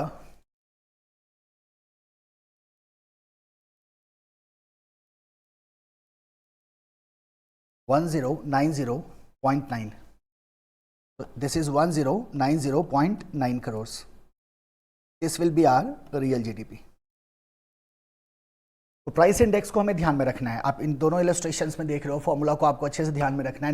nominal GDP is equal to real GDP multiply to 100 upon price index, और अगर मेरे को रियल निकालना है तो real GDP is equal to nominal GDP multiply to price 100 by price index. Nominal के केस में price index by 100 and real के केस में 100 बाय प्राइस इंडेक्स, रिवर्स हो जा रहा है, दैट्स इट, है ना, दिस इज इट। ये आपने देखा 4 इलस्ट्रेशंस को। आगे हम देखेंगे और भी क्वेश्चंस को, भी क्वेश्चंस करना जब शुरू करेंगे then we will see in detail, बहुत सारे क्वेश्चंस हमें करने हैं। अब हम चलते हैं हमारे दूसरे नंबर पे। दूसरे नंबर पे हमने रखा है किसको, जीएनपी को। Now GNP is gross national product, gross national product, gross national product, right, gross national product. अब आप मेरे को बता दो जरा, आप तो जानते हो ना ग्रॉस का भी मतलब जानते हो, नेशनल प्रोडक्ट का भी मतलब जानते हो, तो आप मुझे बता सकते हो क्या ग्रॉस का मतलब क्या है। ग्रॉस मीन्स व्हाट, जल्दी बोलो, क्या कहा था आपने, ग्रॉस ऑफ डेप्रिसिएशन। अब जरूरी थोड़ी है कि हर एक बार हम पुरानी बातों को बार बार रिपीट करें, और एक की टर्म्स मैंने आपको बताया है, इतने ही दिमाग में रखने हैं ना, अब क्वेश्चन हमारा फटाफट सॉल्व होता जाएगा। क्या बोलते हैं, gross of depreciation. National product, national product को कैसे बोले, तो हमने कहा सर इसमें कुछ नहीं करना है, हमारे को डोमेस्टिक इनकम जो भी है हमारा उसमें हमें ऐड करके, क्या डिफरेंस था याद है नेशनल और डोमेस्टिक में, किसका डिफरेंस था, जल्दी बताओ, क्या बोलोगे, ऐड कर देंगे किसको, NFIA को, सिंपल है। तो that will give us what, the national income, यहां से हमारा नेशनल प्रोडक्ट निकल जाएगा ना। तो if it is so, in that case GNP NP क्या होगा, जीएनपी एमपी क्या होगा, जीएनपी एट मार्केट प्राइस। इसका मतलब हो गया GNP eight market price is basically GDP at market price plus NFIA, आया ना, मिल गया फॉर्मूला आपको। तो this will be your formula, right, this will be your formula. Now अब यहां थोड़ा सा इलैबोरेशन की जरूरत होगी हमें, किसे, NFI को, net factor income from abroad. तो आप NFIA को हमने सीखा था, NFIA को मतलब ये था कि a factor income from abroad minus factor income to abroad, है ना। So that what we have understood earlier. तो अगर हम इसको और इलैबोरेट करें तो we simply say that NFIA is equal to, क्या क्या चीजें आएंगी इसमें, आ गया net compensation of employees, net compensation of employees, ये तो रहेगा ही रहेगा, प्लस इसमें क्या ऐड हो जाएगा, net income from property and entrepreneurship, net income from property and entrepreneurship plus retained earnings, retained earnings plus retained earnings. So this is our NFIA. Net compensation of employees, net compensation of employees, net income from property and entrepreneurship and retained earning. Net income from property and entrepreneurship and retained earning, है ना. So compensation of employees, हम जानते हैं compensation is there, income from property and entrepreneurship and the retained earning, right. So ये हमने सीखा था factor में कि क्या क्या फैक्टर होते हैं, उसके अगेंस्ट हमारे क्या क्या कॉस्ट होते हैं, तो आप बहुत आसानी से इसको दिमाग में रख सकते हो. This is your GNP. तो GNP MP is equal to GDP MP plus NFIA. ठीक है, NFIA का ब्रेकअप आप देख चुके हो. चलो नेक्स्ट, ये था हमारा number 2. Let's go to number 3. Number 3 अब चलते हैं NDP पे. NDP एंड MP, ये क्या हो गया मेरा, नेट डोमेस्टिक प्रोडक्ट इस पे eight market prices. Net domestic product at market prices. Okay, so this is net and this is gross. This is net and this is gross.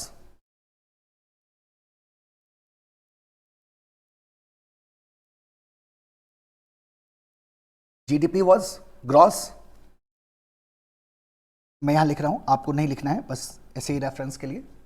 GDP was gross, NDP is net. and gross and net में किस चीज का difference होता है, depreciation, right. मिल गया formula. आप बोलोगे हाँ सर ये तो बड़ा आसान है. क्या बोलोगे, NDP NP is equal to GDP MP minus depreciation. मिल गया फॉर्मूला. हम कहते हैं सर ये तो बड़ा आसान है, बहुत इजी है. तो मैं आपको यही तो कह रहा था, जो फंडामेंटल कॉन्सेप्ट को पकड़ के रखो, कुछ भी नहीं है इसमें, इट्स वेरी इजी, है ना. रूल क्या है हमारा, एक जनरल रूल हमने क्या बनाया था, gross is equal to net plus depreciation and net is equal to gross minus depreciation. यही था हमारा रूल, यही हमारा रूल था. इसी रूल को हम क्या करते हैं, ध्यान में रखते हैं, नेट से ग्रॉस, ग्रॉस से नेट, है ना. We can simply calculate it. This is my NDP MP. चले नंबर 4. अब चलते हैं NNP पे. NNP MP, ठीक है. Net national product at what market price, right. अब बताओ इसको किसके साथ रिलेट करोगे, तो आप बोलोगे सर इसको हम रिलेट करेंगे नेट डोमेस्टिक प्रोडक्ट के साथ. नेट डोमेस्टिक प्रोडक्ट के साथ हम क्यों इसको रिलेट करें, बिल्कुल नहीं करेंगे सर. नेशनल प्रोडक्ट है ना, NNP है ना, तो ग्रॉस के साथ रिलेट करेंगे GNP. इसके साथ रिलेट करेंगे GNP के साथ. सो GNP और NNP में क्या रिलेशन होगा, डेप्रिसिएशन का. ग्रॉस और नेट में किसका डिफरेंस है, डेप्रिसिएशन का. इसका मतलब NNP NP is equal to gross national product at market price minus depreciation. बन गया फॉर्मूला, माइनस डेप्रिसिएशन. या फिर और कैसे कह सकते हैं, NNP MP is equal to, can we connect with the NDP. आप बोलोगे हाँ सर आप इसको नेट डोमेस्टिक प्रोडक्ट के साथ भी कनेक्ट कर सकते हैं, NDP MP. अब यहां अगर हम डोमेस्टिक के साथ अगर कनेक्ट करते हैं तो क्या होगा, बताते चलो. आप लोग कुछ बोल रहे हो या नहीं बोल रहे हो, है ना, बोलते रहना. अगर डोमेस्टिक के साथ कनेक्ट करेंगे तो क्या होगा, तो इधर डोमेस्टिक इधर नेशनल, और डोमेस्टिक और नेशनल का फर्क NFIA. इधर अपन GNP के साथ कनेक्ट किया तो इधर ग्रॉस इधर नेट, ग्रॉस और नेट का डिफरेंस डेप्रिसिएशन. अगर NDP के साथ इसका रिलेशन देखें तो इधर डोमेस्टिक इधर नेशनल, डोमेस्टिक और नेशनल का गैप NFIA. इसका मतलब NNP MP is equal to NDP MP plus NFIA. ये मेरा सेकंड फॉर्मूला बन गया, ये पहला फॉर्मूला बन गया. यस और नो, ओके. क्या मैं इसे GDP MP के साथ कनेक्ट कर सकता हूं, तो अगर मैं इसे GDP के साथ कनेक्ट करूंगा तो क्या होगा, देखो NNP MP is equal to, तो सर अगर आप इसे GDP के साथ कनेक्ट करोगे तो ये ग्रॉस आ गया और इधर नेट है, एंड ग्रॉस एंड नेट का जो हिसाब है वो तो डेप्रिसिएशन का है. इधर आ गया डोमेस्टिक और इधर आ गया नेशनल। डोमेस्टिक और नेशनल का जो डिफरेंस है वो तो NFI का है। तो सर अगर GDP से NNP पे जाएंगे तो दोनों चीज़ों को लाना होगा मेरे को। मुझे ग्रॉस से नेट पे जाना होगा और मुझे डोमेस्टिक से नेशनल पे जाना होगा। तो मुझे डेप्रिसिएशन भी लाना होगा, मुझे NFIA भी लाना होगा। तो NNP MP is equal to GDP MP plus NFIA क्या होगा, ऐड होगा और डेप्रिसिएशन माइनस हो जाएगा। तो ये मेरा क्या हो गया, तीसरा रिलेशन हो गया। सो बी केयरफुल, है ना। बहुत आसानी से हम क्या कर सकते हैं, कैलकुलेट कर सकते हैं GNP को बेस रख के NDP को या GDP को, right. This are all on market prices. ये हो गया हमारा NNP MP, ठीक है। तो ये सब थे मार्केट प्राइस, ये सब हमारे क्या थे, मार्केट प्राइस थे। Let's start with factor cost, number 5, GDP at factor cost. बड़ा सिंपल होगा ना ये। GDP at factor cost is equal to GDP at market price. अब मुझे बताओ, एक कॉन्सेप्ट मैंने आपको समझाया था, basic concept, the difference between the relation between factor cost and the market price. And factor cost और मार्केट प्राइस का डिफरेंस क्या था, तो NIT, net indirect taxes. Net indirect taxes में we said that there are indirect taxes applicable, taxes on product या taxes on production, and the second part we had was something called as the subsidies given by the government. तो अभी मेरे को उसको adjust करना होगा ना इधर, because we are talking about the gross domestic product at factor cost. तो हम मार्केट प्राइस में से क्या करेंगे, माइनस कर देंगे। क्या कर देंगे, माइनस कर देंगे, किसको, इनडायरेक्ट टैक्सेस को। तो मार्केट प्राइस में से हमने इनडायरेक्ट टैक्सेस को माइनस किया। अच्छा अब मुझे बता दो, सब्सिडीज को क्या करेंगे, ऐड कर देंगे, और सब्सिडीज को ऐड कर दिया। इनडायरेक्ट टैक्सेस को माइनस किया और सब्सिडीज को ऐड कर दिया। तो that will become our formula.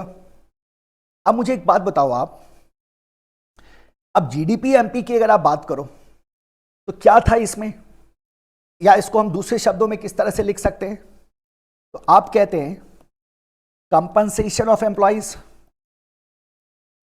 आ गया, प्लस ऑपरेटिंग सरप्लस। ना what is in operating surplus, क्या क्या आता है इसमें, रेंट आ गया, याद करो कैपिटल यूज किया था हमने, उस पर क्या आ गया, इंटरेस्ट आ गया। और आपको याद है एंटरप्राइज के लिए हम किसकी बात कर रहे थे, प्रॉफिट की। तो compensation of employees plus operating surplus जो क्रिएट हो रहा है, plus mixed income, plus mixed income of self employed plus depreciation, depreciation को तो रखना होगा, प्लस डेप्रिसिएशन। तो this is how we can calculate the GDP at factor cost. Okay, आ जाओ नंबर 6, GDP के बाद NDP पे आ जाओ, इस पे फैक्टर कॉस्ट पे, net domestic product at factor cost. Same चीज यूज कर लेंगे।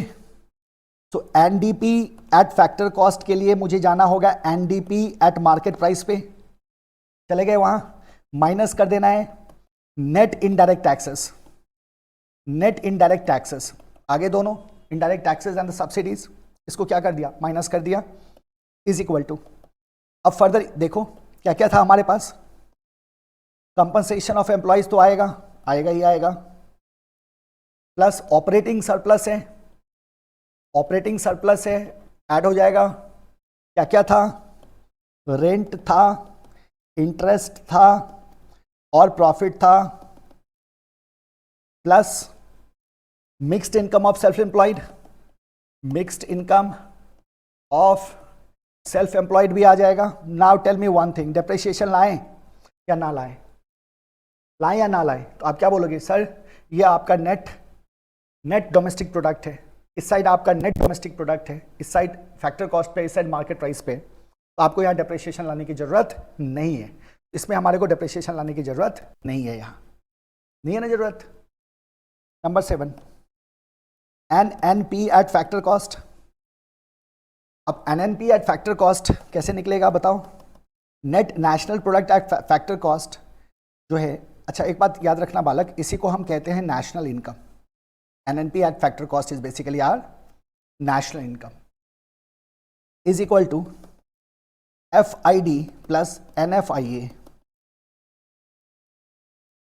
And basically your FID is, जो डोमेस्टिक टेरिटरी में आपका जो इनकम है, दैट इज योर FID.